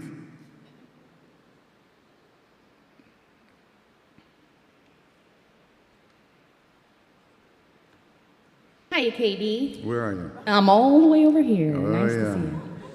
Fancy meeting you here. Thanks for waking me up. So I became a member of the Kirtan Posse in January, so maybe everybody else knows this. It's more of a curiosity than a philosophy question. I've noticed you put something in your mouth before you start singing, and I'd love to know what it is. Yeah, LSD. I got a bet with my husband here, so. It's called Ricola. It's good for your throat. Awesome. But it'll rot your teeth, so brush your teeth if you use it. Cool. Thanks. Yeah. Now I know. Maybe I should have never asked. Maybe not.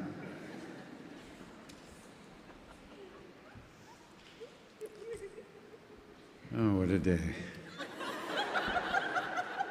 Anybody else? Where are you? I don't know. Oh, hi. Who's got the mic? Somebody have the mic? Yes. Where are you? Oh, back there. Okay, we'll get Hello. Kind of a follow-up on the young Orthodox Jewish lady's question. Okay. Why do you think Maharaji, and I know you didn't proselytize, but why do you think he encouraged you to follow his cultural way? He didn't. I know you'll say that, but somehow it happened that you're in his way. I know you know his love for Jesus. Yeah. And your appreciation of the Baal Shem Tov or Rumi. And it could have been any of those cultural paths, but it wasn't. Could have been, but it wasn't. Why? I don't know. And have you ever had 50 years, any struggle maybe you weren't on the right cultural, spiritual path? Is my question. Yeah, thanks, but I don't see it as a cultural path at all. It's totally personal. My relationship with Maharaji is just me and him. We were in India, so we wanted Indian names, so he was kind enough to give us names, but he didn't make us Hindus. We're not Hindus. He didn't initiate me. I don't have a thread. I never did any ceremony making me a Hindu. I'm not a Hindu. I'm a human being, hopefully. I'm working on it, let's put it that way. So as far as the cultural thing, that's not relevant to me.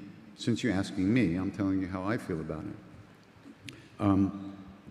I see all the different religions and paths as useful and leading to the same goal. It's just a question of what you like. Sometimes you feel like a nut, sometimes you don't. It's not a big thing. It's natural. I was always attracted to India right from day one. I always wanted to go there. And from a very early age, I felt very pulled to that. and just must have been some kind of memory or something. But I don't know why, other than that. It's not exclusive of anything, you know, it's not. Maharaji had devotees from all different religions. Christians come to see him, Muslims would come to see him, Sikhs would come to see him. People who didn't believe anything would come to see him. I mean, he was open to everybody. There was no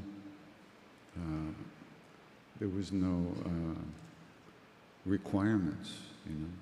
And like somebody was saying with grandmother before, he used to say, when you come here to the temple, you should feel like you're coming to your grandfather's house. Everything is given. You don't have to do seva to eat. You just come. Everything, whatever you want. And that's the way it felt. It wasn't a Hindu temple for us. It was his house. You know, it was where he lived. And so that's why we were there. Yeah, there were rituals that were going on, but they were nice, but they weren't our main thing. You know, our main thing was hanging out with him. So, okay? Is that okay? I mean, you know, there isn't more to it than that. It's not like there's some secret meaning in anything. It's just me and him. It was a personal relationship. His personal relationship. I remember once I was watching TV late at night, and one of those infomercials came on, you know? You know who Tom Landry was? He was the first big coach of the Dallas Cowboys. Big football coach, big well-known guy. So he comes on this infomercial and he asked me through the television if I wanted a personal relationship with God. Yeah. He said, just call this number, 1-800-GOD. So I called the number and I gave him my credit card number and I never got the fucking book. Can you believe it? I believe it. Personal relationship with the credit card company. But yeah, Maharaji didn't program us like that. It was all open and free. He didn't force us to be anything. We didn't wear the same clothes. We didn't even like each other, you know. Really, little cliques in the group, you know, we don't like those people. So.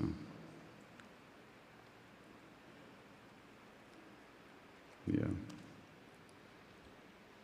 Where's the mic? Okay. Hello, my name is Arsh, and I would like to thank you first for... Hold the mic a little closer. For introducing me to the love of God and Maharaji. My question is, what should one follow? Should one follow the mind, which is a little bit more practical, but always fills us with regret of not following our heart, or follow the heart that is more rebellious and more, is a little impractical? There's not two things going on inside of you, there's just you. Figure out who you are and figure out what you want and go for it. It's not, are you two different things? You talk to yourself in different languages every day? Today I'll be Indian, tomorrow I'll be American, and I'll do this. It's just you. So don't panic. Calm your ass down. Relax. Life is going to happen whether you like it or not. So just be with it and see where it takes you and follow your heart, which means not as opposed to the mind. The mind is where that interprets the feelings that arise, but your intuition, what makes you happy, and combination of what makes you happy and what you have to do, your responsibilities. You have to find some way to live inside of both of those things at the same time.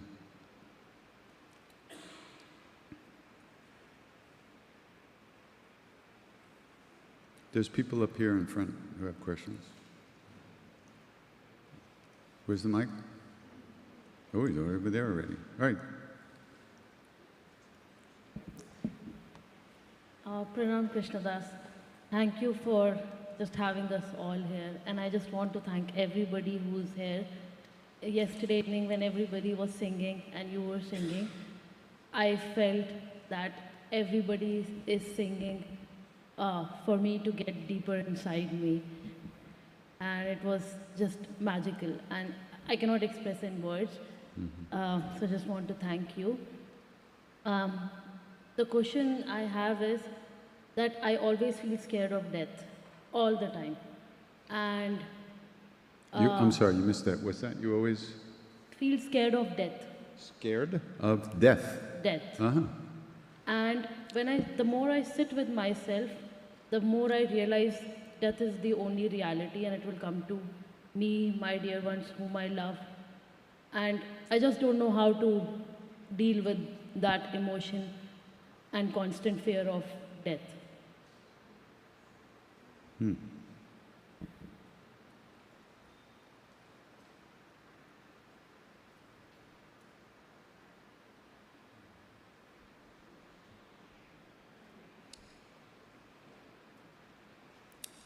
Wait till you get old. Then you really get scared. I don't know. It sounds like you're more afraid of life than death, actually. And you're using that to just kind of shut yourself down. I don't know. I don't know either. How will I know? It's you. But,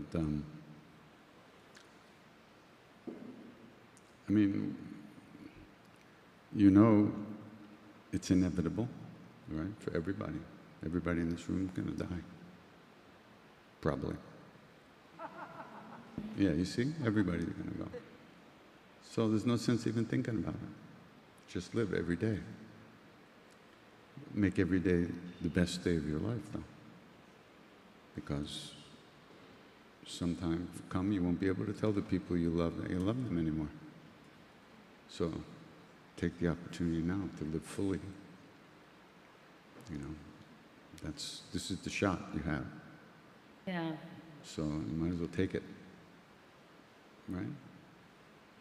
And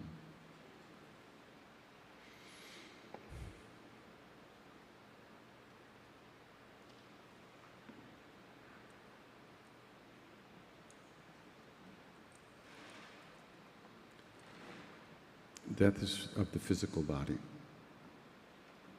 We identify with that, so it seems like a big thing to us because we identify, we think we are our bodies, our minds, our emotions. So if the body's gone, then we're gone. What a surprise it's going to be that when the body goes, we'll still be here.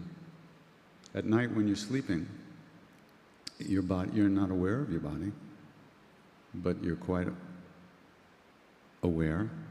You're living in dreams, and that seems totally real to you, right? If you die in a dream, you'll weep and cry if somebody dies in a dream, and then you wake up, oh, it's just a dream. Well,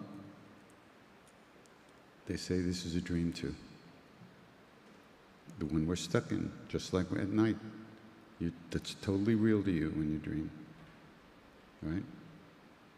So if we wake up from this, we say, oh, I really thought that was real? It's just a dream. It doesn't make it unimportant. It doesn't mean we don't do the best we can. It doesn't mean we don't live the best way we can. It doesn't mean we don't treat people well, don't treat ourselves well. But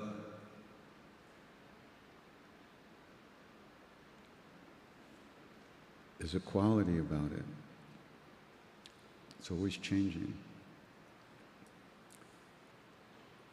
But inside of all that change, there's a thing in us that's very real, our own true nature. Who we really are is not the dream. It's not the experiences we have in our daily lives. But in order to become more aware of that, one has to do something. One has to look. You know, it's not.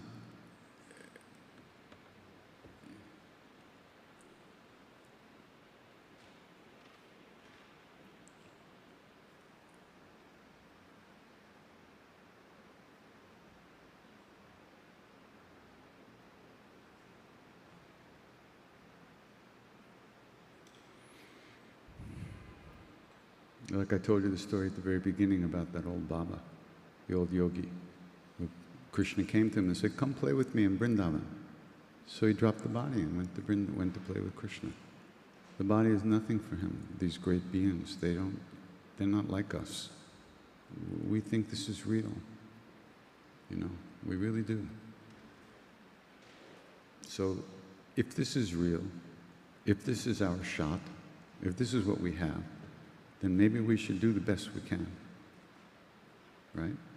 Right now. Maybe we should try to overcome those kind of fears and really live and really give ourselves to life and really open up and be with the people we love and share that love with them, and so we won't have regrets when we take our last breath.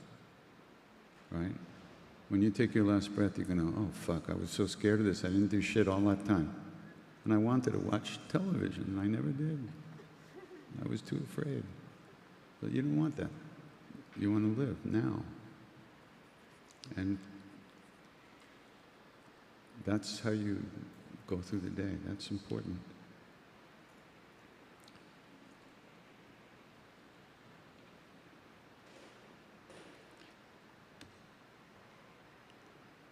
Yeah, I mean, there's a lot to say about that, but the main thing is the quality of your life.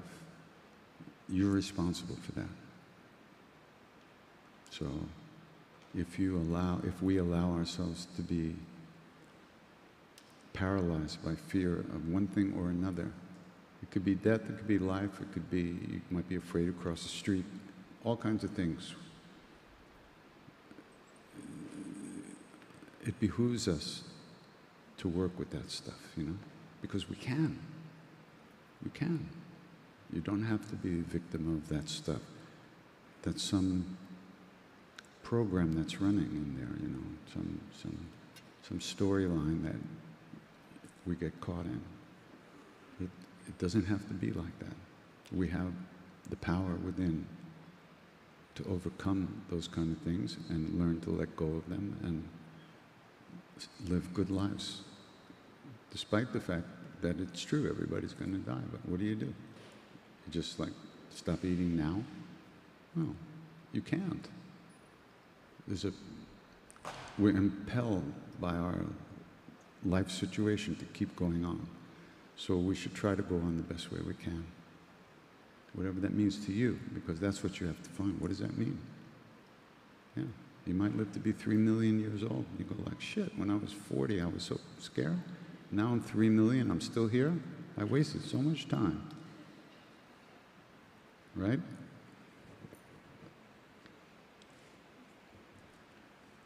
It depends, on the other hand, there's meditation practices where you meditate on the dissolution of the body.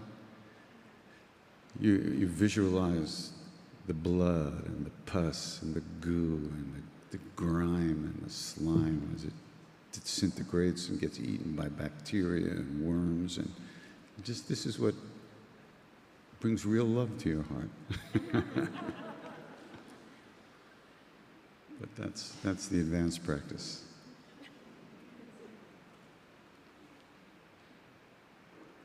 So yeah.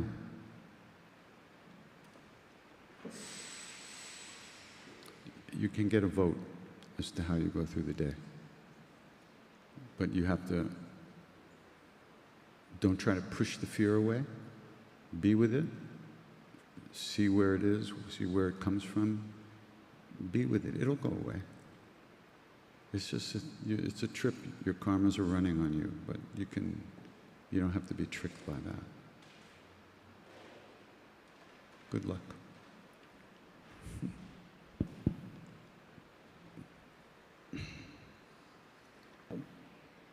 Pranam Krishna Das, thank you for your grace. You're related to her? Yes. No two questions from one family. But as you said, spirituality is personal. It's not a family relationship. Okay. I've started meditating and questions are dropping from inside.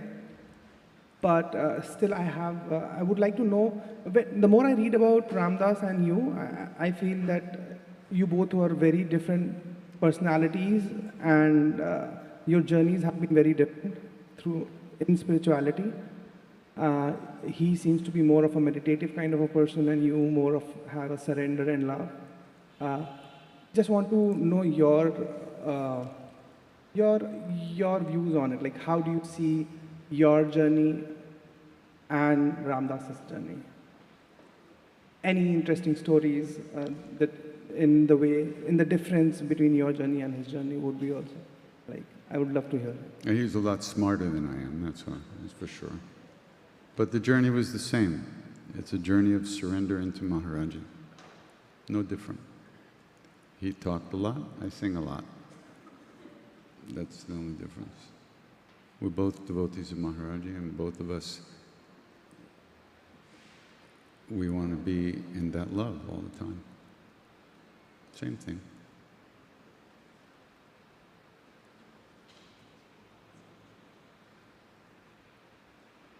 He's older, not just physically. I mean, you feel he's more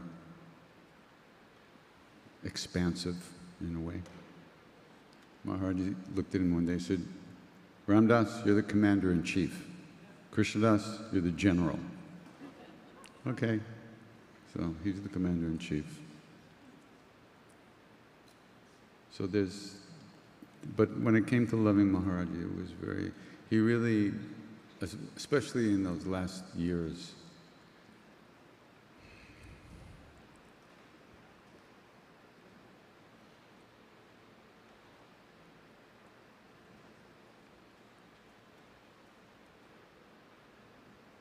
he really melted into him beautifully, really.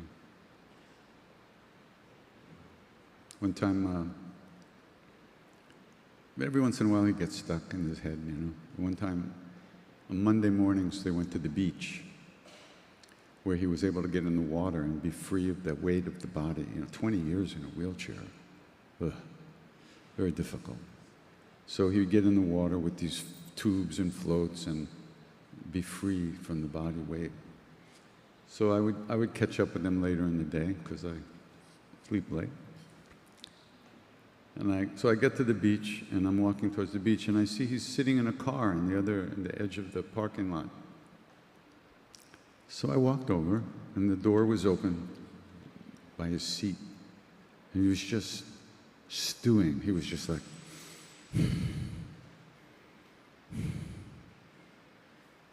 just sitting there like that. So I stood there for a minute, and he looked over at me. He goes, "I'm a fake. And you're a fake too." So I just looked at him and I said, "Yeah, but we're real fakes." He just lost it. It was great.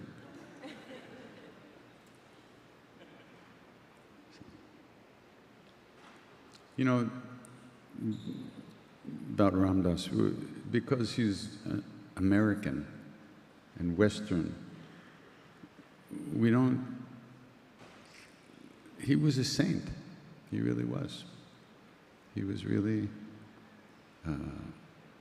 he was a lotus that grew out of the mud. And yeah, there was a lot of mud, but he grew out of that mud. It was very beautiful. But we have I remember when my friends were going up to see him for the first time, and they asked me, did I want to see this guy, Richard Alpert, who's now Ramdas? I said, no. American yogis, what do I care about that? Once an asshole, always an asshole. So there you go.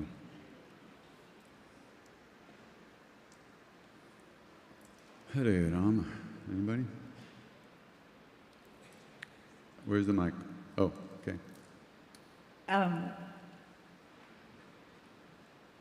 How would you describe your experience of this stuff? Of what? This stuff, Maharaji, your time in India, between coming back from India and having the the experience, the idea that you wanted to sing with people. I've always been curious about how these teachings felt to you in that time in between. I was suicidal a lot of the time. Very depressed, very unhappy. Because being with Maharaji, I experienced love in a way I had never experienced it before. And I got attached to his body, so when the body wasn't there, where was I going to find that love? I wasn't going to find it anywhere. I had lost it, and it was gone. Ultimately gone. There was no second coming. It was over. It was brutal for me. It took me a long time. And then they saved me. I couldn't save myself. They saved me. He came back to me and opened me up again. I was helpless. I'm still helpless. I just look like I'm not. I can't do shit. It's all them. I can sing a little bit. That's it. They saved me. In 1984, was it 1984, yeah, 1995. No, 1980, no, something, some year around there. It's in my book. The whole story. He came back and he opened me up, and that was like being born again. He's like, okay, let the kid live. But I was helpless. It really was. I couldn't do it. There was nobody in my family, my life, there was nobody doing anything. I had no examples of anybody taking care of themselves. It was really bleak for a lot of years. And the suffering that I caused other people because I was so unhappy was also terrible. But I couldn't help myself. What can I say? Then they just boom, and then it all changed.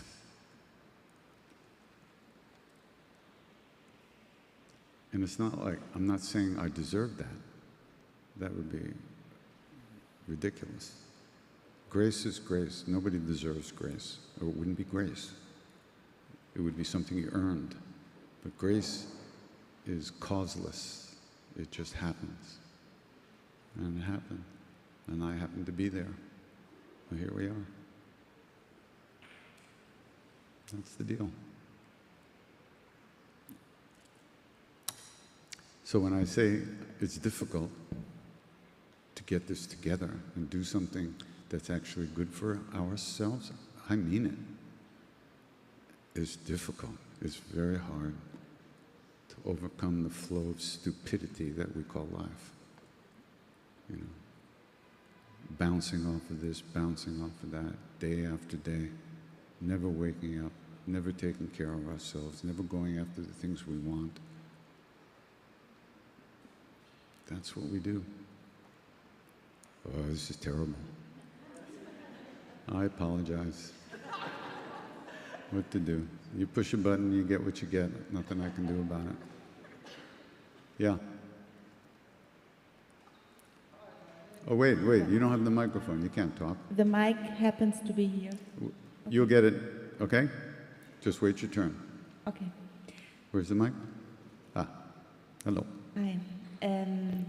Could you speak a bit more about the context when Maharaji shared courage is a real big thing? Let me just say one thing about that whole rant I just did.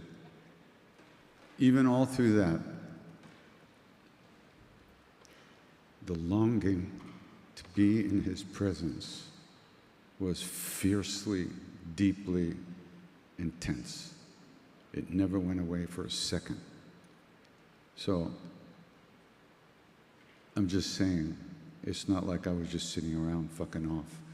I was burning with longing, and he came. Okay? Yeah. You have been sharing Maharaji saying courage is a real big thing. Can you talk a bit more about that? What don't you understand? What's, I mean, if there was a simple statement, that's it. You know, when he said that to me, the Indian guy said, "Oh, Baba, God takes care of his devotees." Courage, it's a really big thing. Sometimes it's all you just have to go for it. Okay, how did you collect it and just, how did you take the leap? I didn't, you know. Every time I was just about to step off the cliff, he'd move the cliff. You know, but what could I do? I was just fucking up day after day after day. Every time I fuck up, he unfuck it. But you just got to go fuck up. You can't do anything else. You want it, go for it. That's the thing. One of the things that happened was when I was with that young Baba, the 163-year-old guy, one day he looked at me and he said, he made this face and he goes, you have to develop willpower. And I thought to myself, willpower? What do I need that for? Then he made a bigger face because he knew my thought. He heard, and then he did something and he showed me what he was seeing in me. And then I made a face because I saw me and I wasn't doing anything. I wasn't going after the things I wanted in life. I was just floating. And then I saw, this is just my life, you know, this is not like worldly life and spiritual life, it's just me, and I'm not doing shit. How do I expect something to happen in this world if it's not happening, if I'm not going after stuff? And I thought, you know, willpower, you want something, you want the ice cream in the freezer. So your hand, your arm, your will picks up your arm, you open the door, you take the ice cream and you throw it in your face, you know? You desire, and the will, the word for willpower is ichha shakti, the power to realize your desires. So why wouldn't you do that? Courage, you need courage. That's what he was telling me. I wasn't doing it. And that's what he said. You need courage to go after the things you want. Nobody can do it for you. That's the good news and the bad news.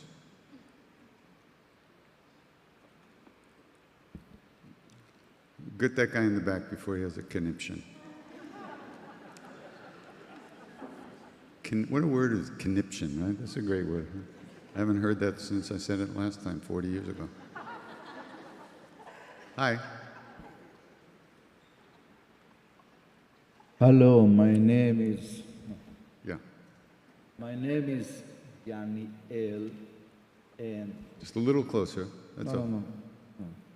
And I want to ask for a moment of silence for 250 people who just got killed in Israel in the last day, 1,500 wounded from the attacks of the Hamas. Not only in Israel, all over the world, people get wounded, people get killed. So I would ask for a moment of silence for the memory. Thank you. Okay.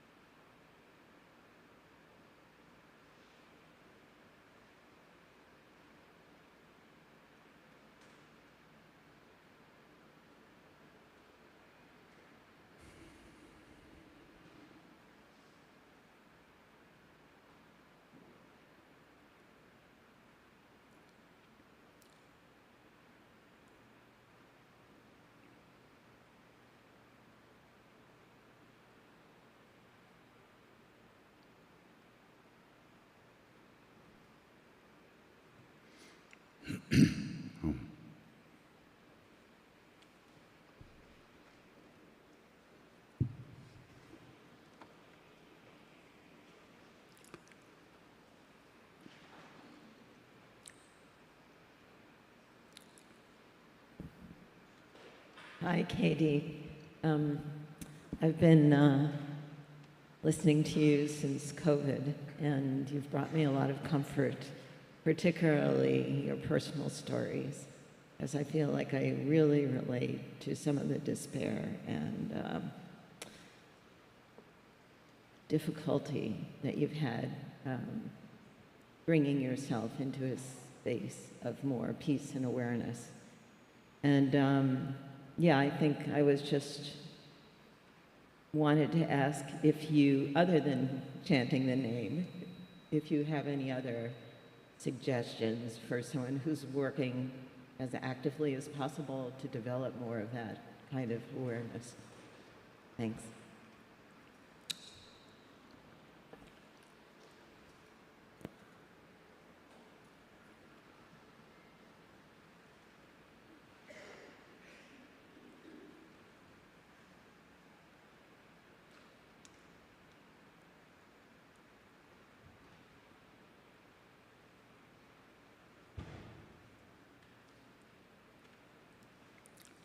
You just follow your heart as best you can to lead you back to yourself.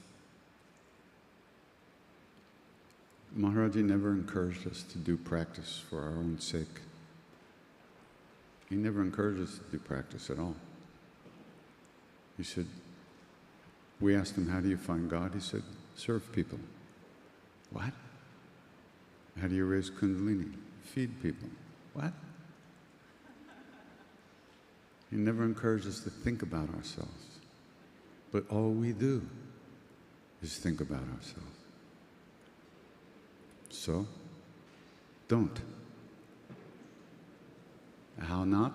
Well, that's where practice comes in. All we do is think about ourselves all life long. And then we dream about ourselves. And then we take another body and do it again. So now we're here, we have some idea of what we're doing to ourselves, so let's do something else. Let's look into this a little bit. How do you want to go through your life? What do you want to feel? And how to overcome all the things that prevent us from having that love and living in that love. If we don't do it, it's not going to happen. It's not like you have to manufacture the love. The love is always here. We just have to stop turning away from it. We have to look towards it. And it's inside already. But it's all the stories, all that stuff we cover it up with, which we believe totally. Much more than we believe the love is there. We believe all the stories, which is why we never get underneath them, why we can't let go. So when you're chanting, you're asked to do one thing, chant. You can't. You're thinking about this, you're thinking about that. Okay, then you come back for a millisecond. Then you're gone again. Then you come back for a millisecond. Then you're gone again. Then a week later you come back for a millisecond. Then you're gone again. Every time you come back, the neural pathways in the brain get a little deeper. And theoretically, it gets a little easier. You just keep coming back again and again, and little by little, we get more familiar with what it means to be here. And then we look out at the world and we see other people. And we see how hard it is for me to get this together, how hard it must be for them.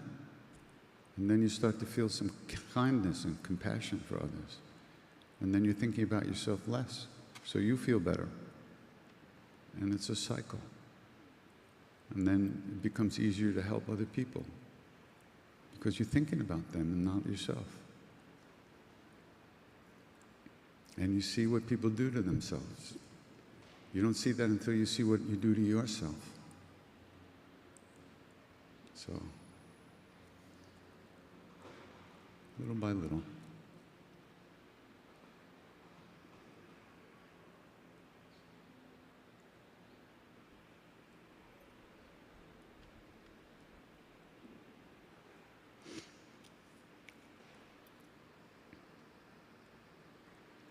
Ram Dass used to say how the stroke saved him.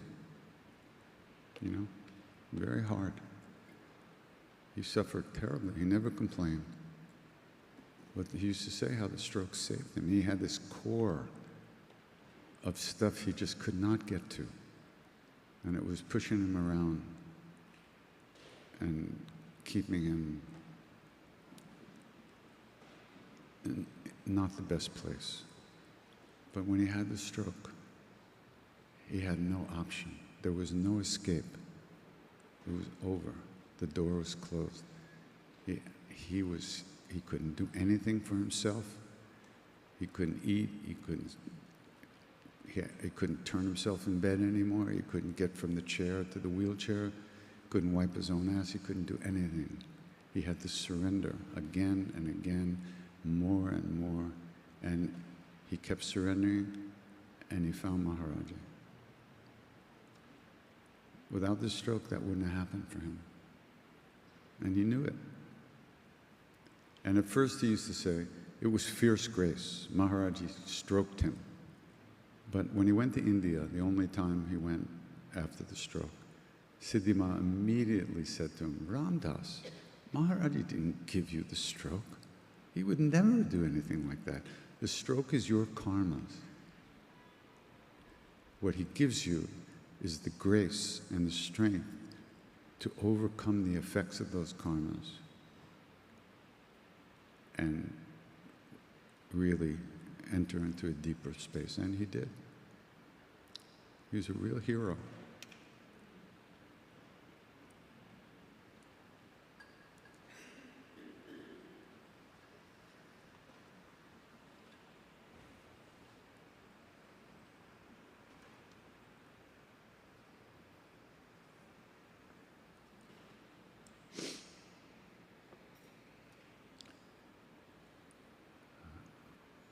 I don't have the mic. Don't look at me.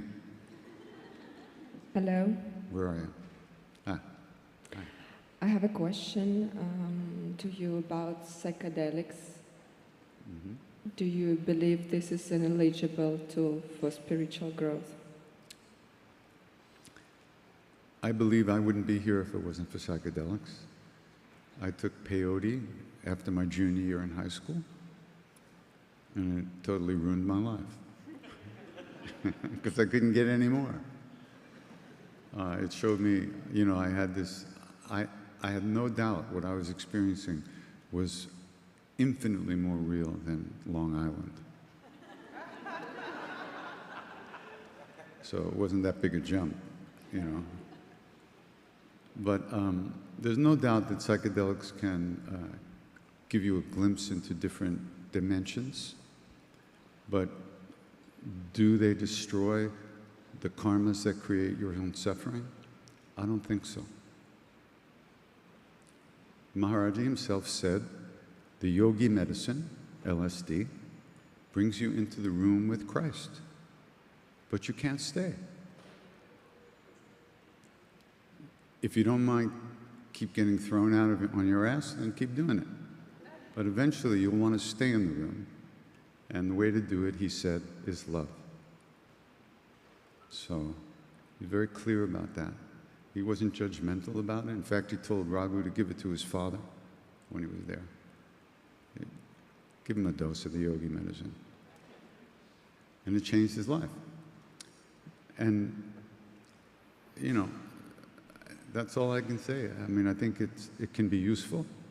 It can show those of us who are totally locked into the physical, emotional, mental reality that there's other realities. But can you stay there? I don't think so. Even if you dose yourself every day, sooner or later, your body will fall apart, and that'll be that. You have to start again somewhere. So the question is, does it destroy the root of suffering? And I don't think the answer is yes. I think it's no. I don't think it does. But that's what I know. I don't know. Ram Das, I'm pretty sure he would agree with me. He was on acid when he had the stroke. And because he was on acid, he didn't realize he had a stroke. He had taken the acid and he said, okay, now I have to write a book on aging. let me imagine that I'm old. And he took the stroke, and he took the acid, and he was, you know, and then while he was on the acid, he had a stroke. But he had stopped taking his blood pressure medicine before that. So his blood pressure went through the roof, and he had a stroke. That's karma. He stopped taking the medicine. He was going to start Chinese medicine, but he never did. And the days went by. Boom, boom, boom. So.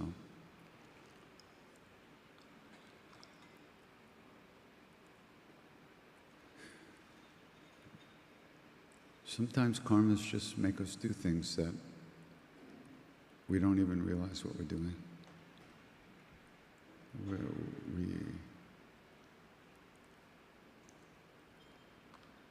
We think we know what we're doing, but we don't. We don't realize the results of our actions, what they could be. Of course, how do we? But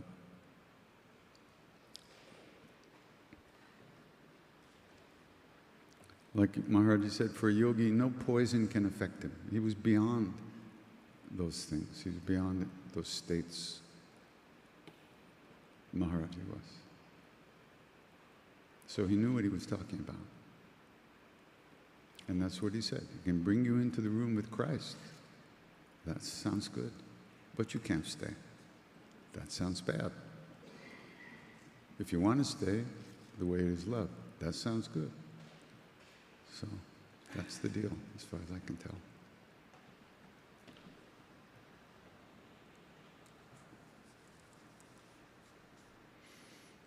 But I think, you know, this microdosing thing, I think it's probable that it can be helpful disentangling some of the knee-jerk emotional issues that we have. Maybe it can give insight into some of those things which would free you from some of that stuff. But who knows in the long run what it does. I found that it crippled my will without realizing it. I mean, of course I was dosing myself every day.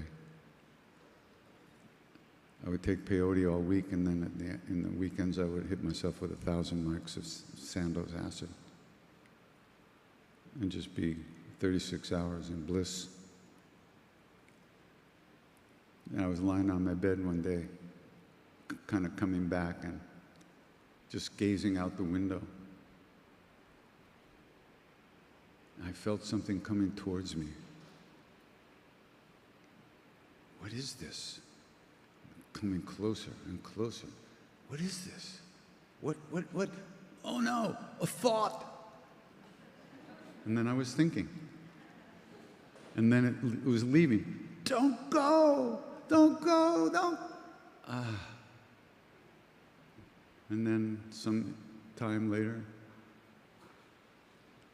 no, you know, slowly, more quickly, and then all there was a flow of thought again.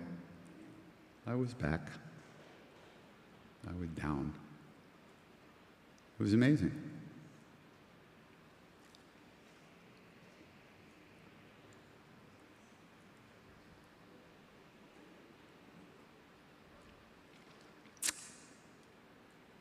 Yeah. Hi, Katie. Oh, hi. I'm wearing my foreigner shirt for you. I Want to Know What Love Is was my mom's favorite song, so when you were singing that, I love it. And I'll make this really quick. When I found it, I went into this like music store in Nyack, and I had seen it somewhere else, and then I saw a guitar that was named where I lived in Laurel Canyon, and I had recently lost my home in Laurel Canyon to mold, which is part of where my question's gonna go.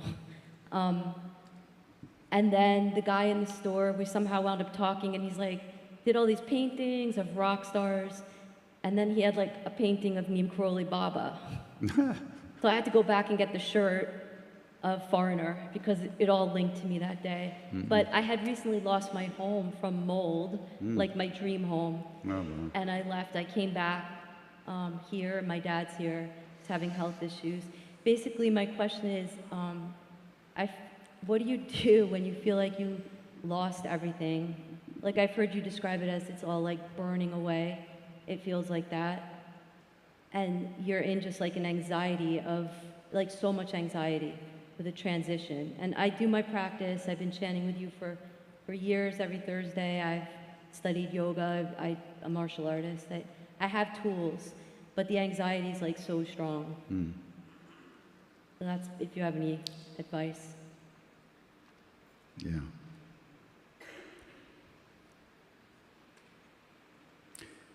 There's a really interesting book by a Tibetan Lama. His name is Mingyur Rinpoche. And the book is called The Joy of, what is it? Living? Joy of Living? Yeah, Joy of Living. And he describes how, as a child, he was having these incredible panic attacks, paralyzing attacks. And he was recognized as a reincarnated Lama, like at 3, and treated like a prince his whole life. But he was having these panic attacks. And he writes very beautifully about how he worked with it, how he overcame them, and maybe I think that'll help you.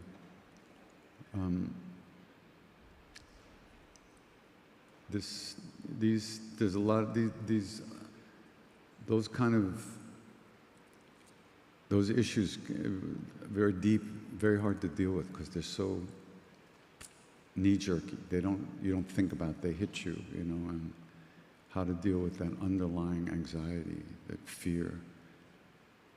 But sometimes chanting and practice is not enough, you know. Sometimes you have to go talk to somebody who has a way of helping you through getting a relationship with it, learning about it. Finding space with it is a very big thing. The Lama talks about that. Very good. There's no quick button to push.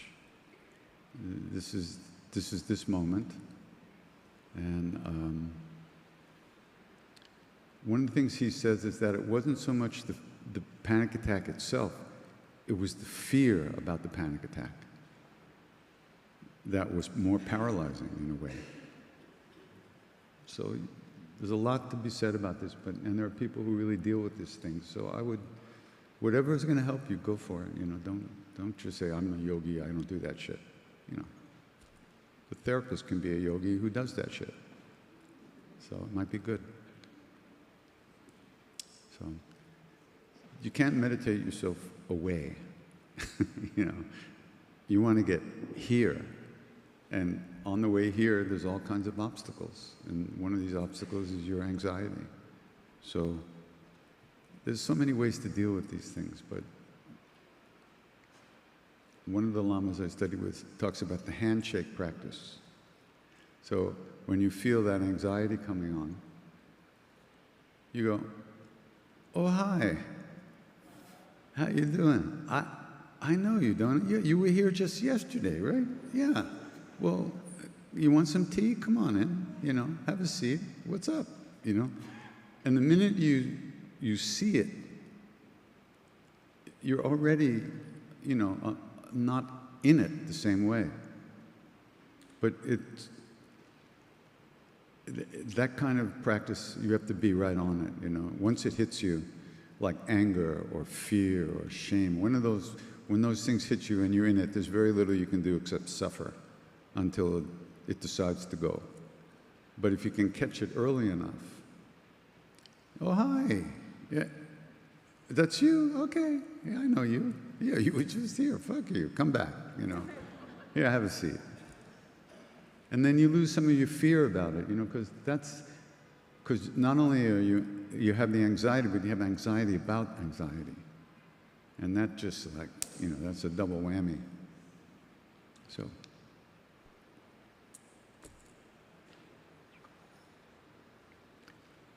When are we supposed to stop this torture?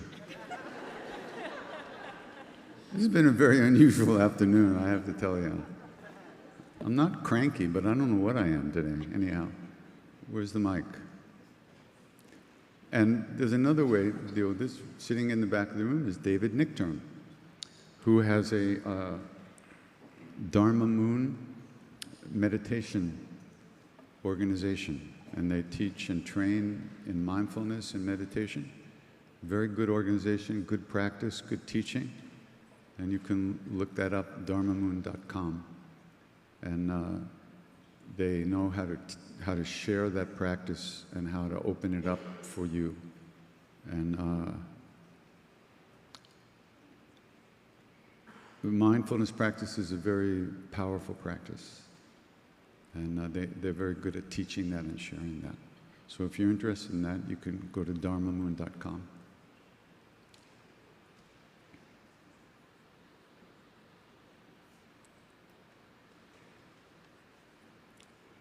Hello. Where are you? Hi. Ah, you got the mic. How'd you do that?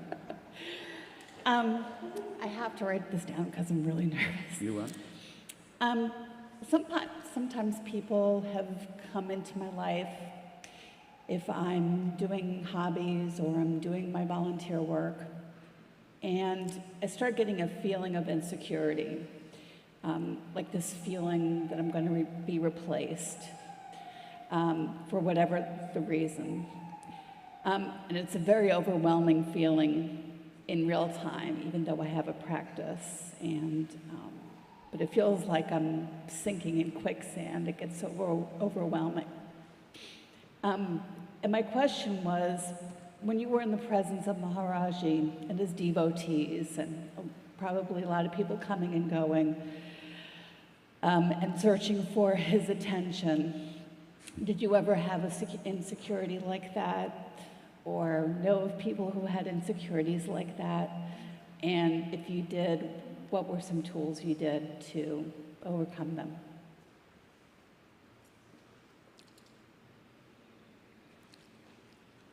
Why do you think I tell people not to quit their day jobs? I don't want any competition. I'm going to take my job. I don't know. I mean, I don't know how to apply that, one part of your question to the Maharaji thing. I mean, that was, we weren't insecure. We would kill anybody who got between us and his feet. I mean, you know, like, fighting, you know, to get there. But that wasn't insecurity. That was just lust. Lust for the feet of the guru. And he would just laugh. He'd say, I have the keys to the mind. I could turn your minds against me. Don't do that. You know? He'd say, I'll transfer you. Transfer ho jayega. No, Baba, don't do that. And he would laugh. But he did. He transferred every single one of us back to America, wherever we came from. What to do? I don't know what that has to do with job security. You know, I'm not quite getting that connection. You want to help me with that? It's just a feeling that somebody comes along who might be better than me, smarter than me. Mm-hmm. In my it happens in things that I like to do. Mm-hmm. Like I like to go scuba diving. Mm-hmm. If there are other people that come along, There's not enough water? There's not enough water, exactly. Or it's I do a lot of volunteer work that is. There's always somebody to help. Don't worry about it. You can help me. I need help. Yeah. I feel replaced. I feel like somebody comes along, and that spotlight is on them, and I don't find where I fit anymore. And it makes me avoid doing the things that I love to do. It makes me avoid doing service work, because I certainly don't want to do service work if it brings harm, or if I bring such a thing to serving people. I don't want to do that.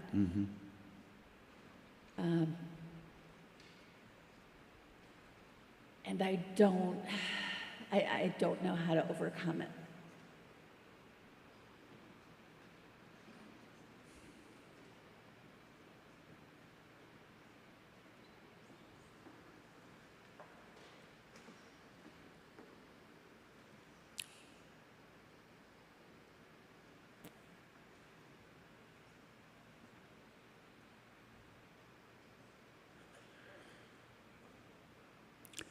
You know, I really don't know what to tell you.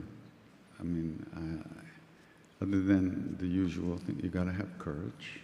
If you don't do what you don't want, if you don't do what you want to do, then what, you know? But there's something in you that's giving you a hard time. It's not from the outside.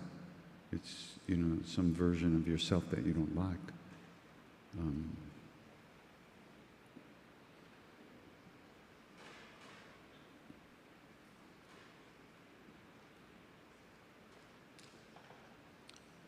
You know, maybe when you get fed up enough with yourself, you'll just go out and say, fuck it, I want to do what I want.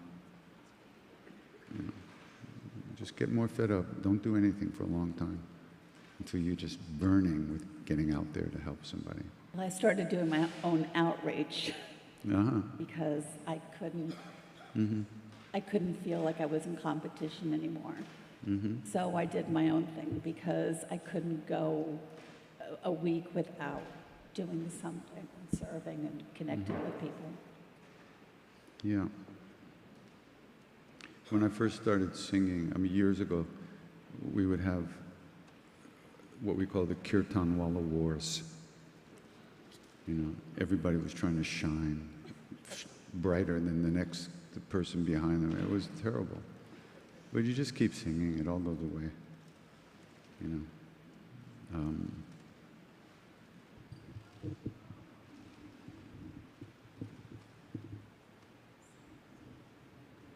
Yeah. We all do so much damage to ourselves, you know, all of us. None of us really are shining as much as we really could shine. There's so many reasons. Everybody has reasons not to shine. In a good way shine, you know, for our own self, really. Our own doubts about ourselves, our own fears. Makes us human. A big deal. You know? But, you know,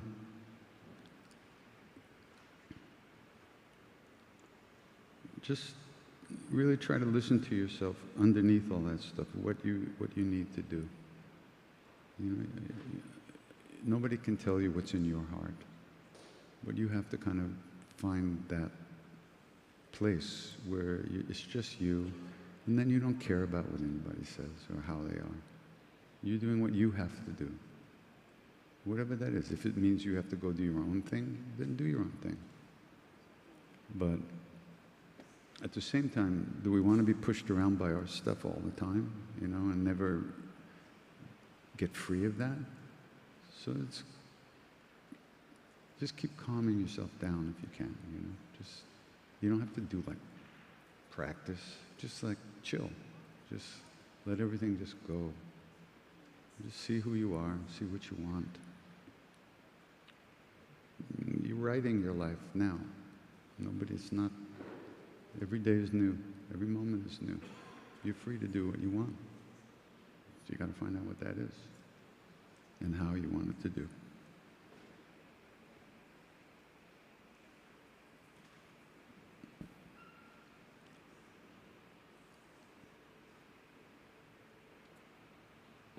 Of course, on the other hand, it's all written already. So it just depends how you look at it.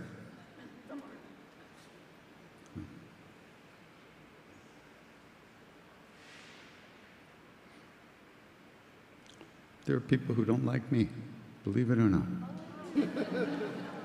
Can you fucking believe it? I don't give a shit. So, them, you know. So, good. Knock yourself out, you know. Who cares?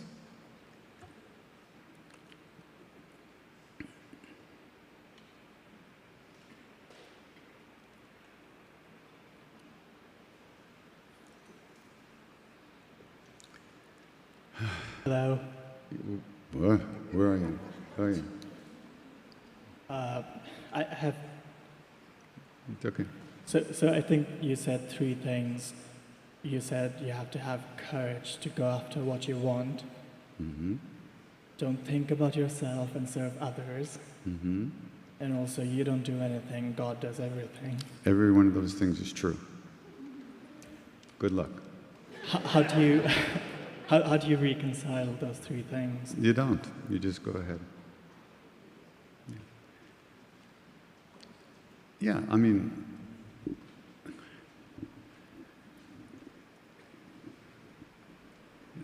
those are different levels.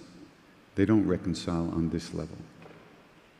On one level, there's no one, nothing ever happened, nothing ever will happen, it's all one, period. There's nobody, nothing. And that's true. Then there's other levels where you think you are who you think you are, and that person has a lot to do. Then there's another level where everything's already done, and you're just following the script blindly, but you think you're doing it.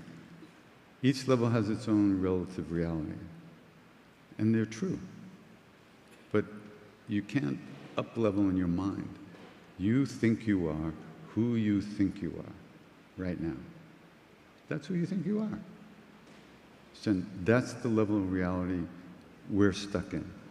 On that level, we make decisions, we need courage, we know all kinds of things. We need food, we need sleep, we need shelter, we need all kinds of things on that level.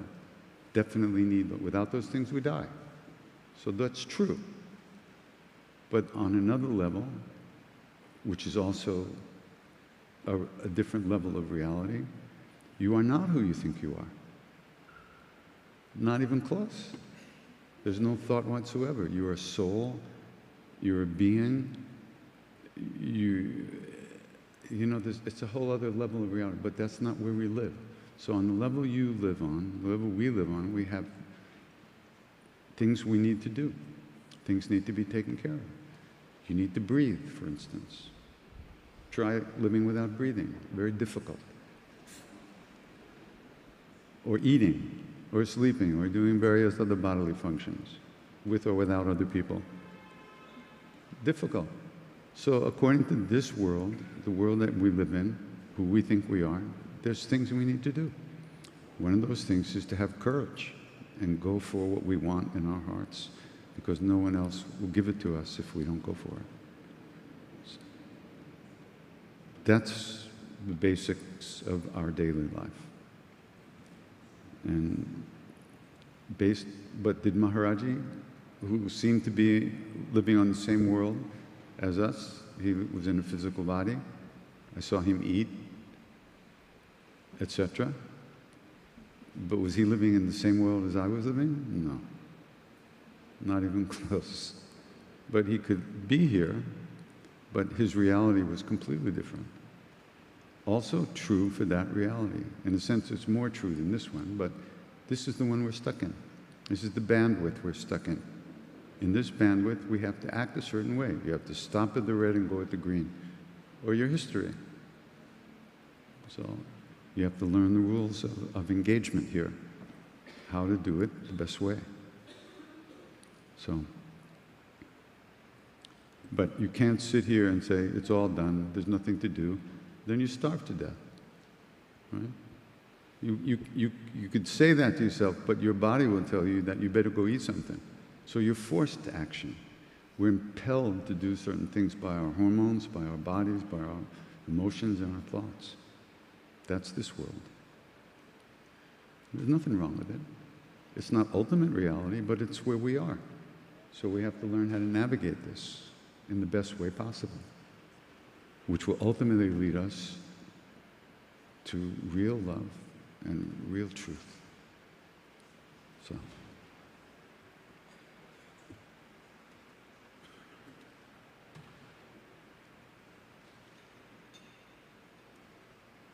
Yeah, you don't tell people, oh, your suffering's not real, you know, that's not, it's real. It may not be true. Like one teacher of mine, who said he was in a plane on the way to Kathmandu from Delhi, and it flies in these valleys, right? You know, like seems to be inches away from the mountains, like the wing touch. And he was paralyzed with fear. And he realized, wait a minute, the fear is real, I'm feeling it, but is it true? I mean, are we going to hit the thing? No. So there's two things. There's real, that's who you think you are, and then there's true, which is who you really are, which we don't know. But we have to honor the feeling of the real feelings we have. Because in this moment, that's who we are.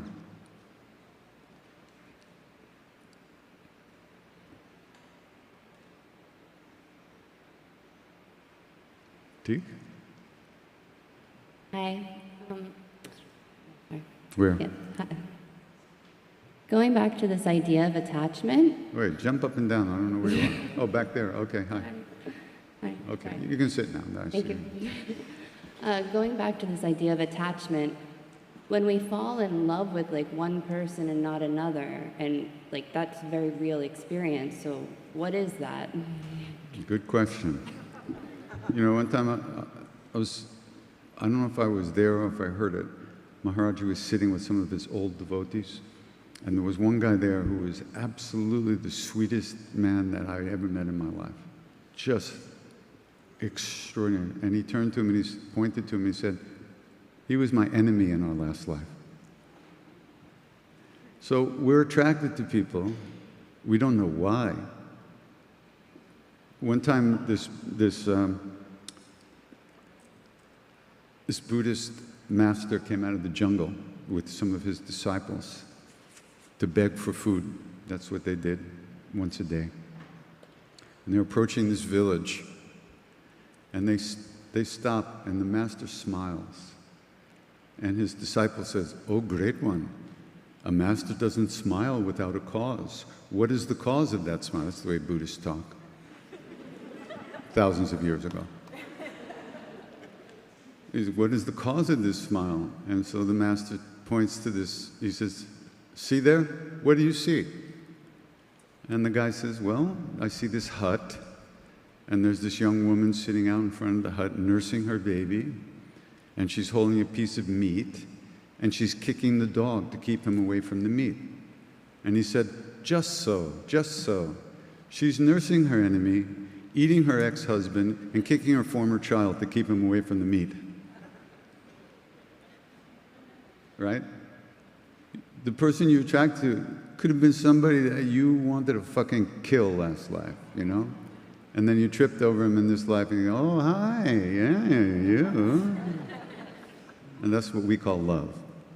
Terrific. You never know. You just never know. So you have to pay some attention, you know? But it's beyond our pay grade. We just do the best we can.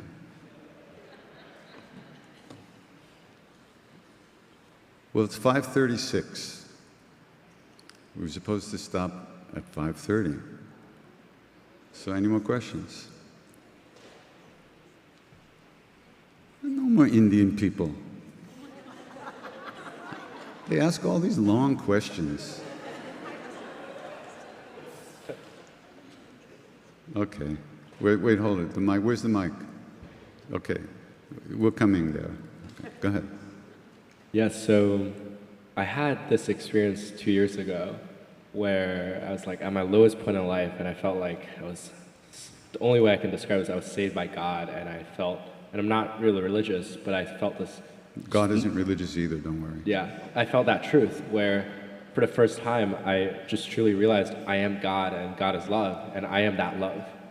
And it was like I was in another dimension. I knew that so truly, even though before that I always associated God with religion, and I didn't want to touch that. Mm-hmm. And that led me on a spiritual journey over the last 2 years and really opened my heart and my mind. But I've never felt to that same level of depth I felt in that moment. You know, I can talk about it, I can share this experience. It's and a memory now. Yeah, exactly. That's the way it works. So the question I have is like, how do I stay there? And You don't. You didn't do it in the first place. You think now you're going to do it again? It was a gift. Enjoy it. Do the best you can to live according to that. But yeah, those hits we get for a reason, but they don't stay. They don't stay. You can't. You didn't do it in the first place. Now what are you going to? How are you going to do it now? Surrender. That's what it's called. Give up. Just be with it, enjoy, try to stay in contact with it as much as you can. But you know, Don't try too hard. That'll just fuck it up. Just be you. Live. Already your path is different because of that. Your life changed because of that. So what? What do you want to do? You're going to micro this and that. I'm going to, and then 3:38 and 42 seconds that happened, and now this 43 seconds and that happened. I'm going to do it. Just chill, relax, breathe, live, be happy, or not. There's nothing to do. You didn't do anything to make it happen the first time. What do you think you can do now? Right? Except take it easy. Is that hard? Yes. But good luck. Give the mic to somebody else, please.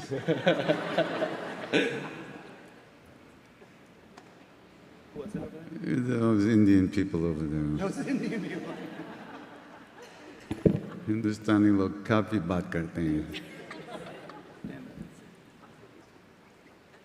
I have a request, not a question.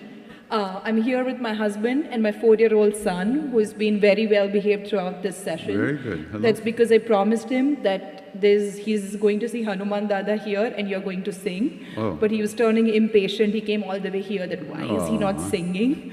So could you please tell him that you're going to sing and that I was not lying to him? Yeah. Hi. Somewhere over the rainbow. I just sang. Boy, what pressure. You're not coming tonight? He's too late? Oh, poor baby. It's too late for him tonight, huh? Okay, he doesn't like attention, so if I got that just feeling. don't look at me. Yeah. But no, you. Go take care of your son. Yeah, Okay. thank you.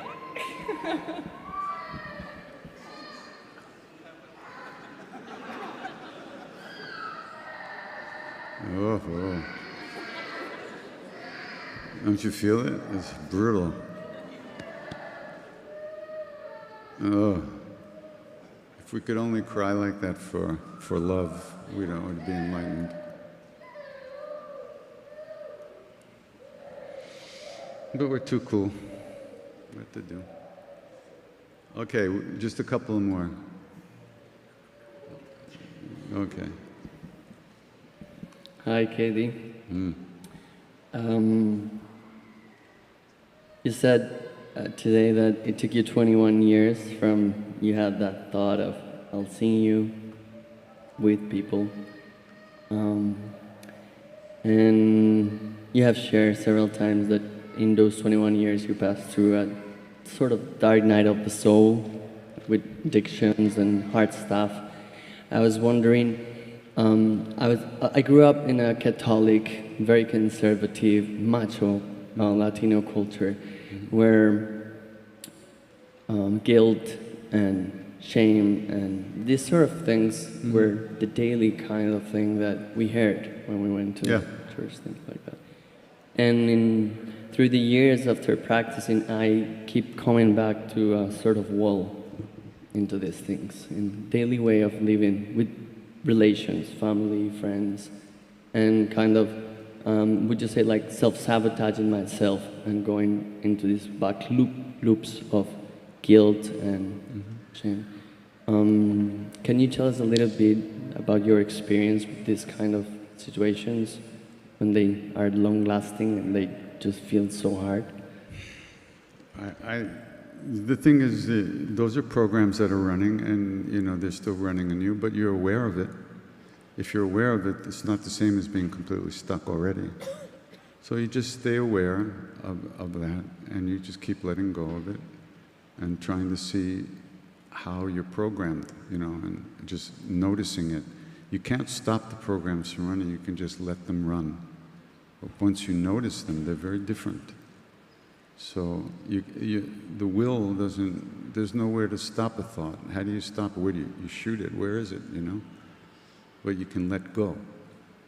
But there's have to be some intention there, You don't, oh, it's just a program that's running, blah, blah, blah. No, you have to sit with it, really see it clearly, and just give it some love, let it go, release it. And then see the suffering of the people who are stuck in that in your family, that they have no freedom from that stuff. It runs their lives completely.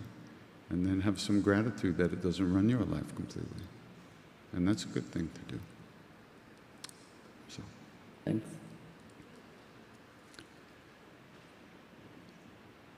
Oh. Do we have time for one more? Yeah, okay. I'm not picking. Somebody pick, I can't tell. Tell me when. Now. Okay. Who is it? Katie? Where are you? Over here.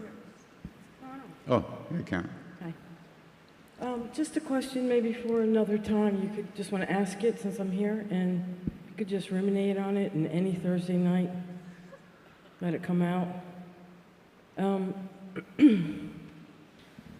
There's a lot of breakdown from COVID as far as hospital care and people wanting to go to work and entitlements and all kinds of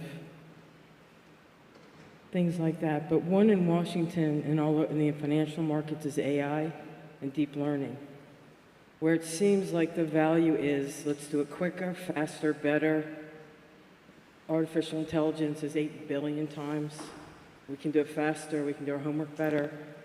It's a real, just I feel it everywhere and I hear it all the time, like more money, faster. And I think when I heard 60 Minutes for Frontline said that the deep learning machines now are capable of not only inventing eight chess games that have never been played or won, but they actually can figure out what computer parts they need to make them even faster and stronger and powerful. And it scares the shit. I mean, it's really scary that now we'll have like bionic parts and blah, blah, blah.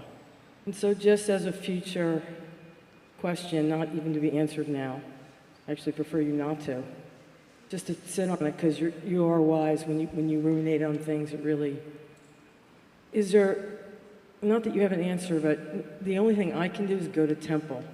And in temple, it's not as important to me, AI, and how the world's going to be changing with machines, and then they can make their own parts and then become deep learning, become self-maintaining. Like, I forget the term, whatever. Very scary. And I'm wondering, in Kali Yuga, it's like really bad Kali Yuga, AI Kali Yuga, and deep learning Kali Yuga for the dark side. It's very scary because I've already seen at the hospitals the breakdown. If they can't, okay, sorry.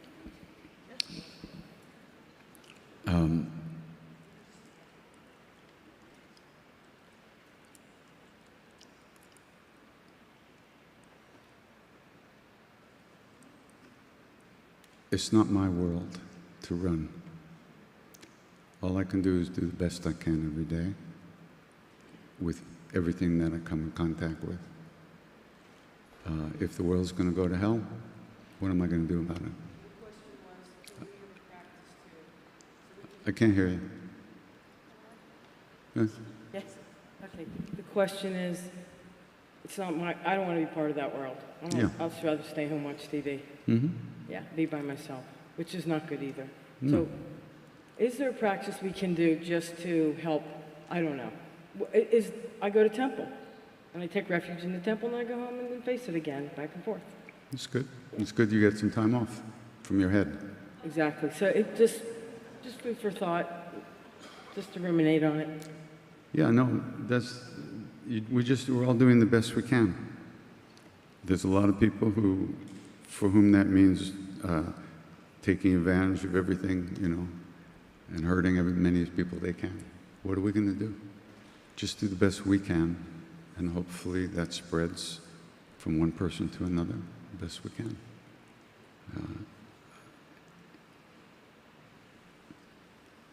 Where the world's going, it's above my pay grade. I'm trying to figure out how I can get to the bathroom now before I pee in my pants. Can we say goodnight?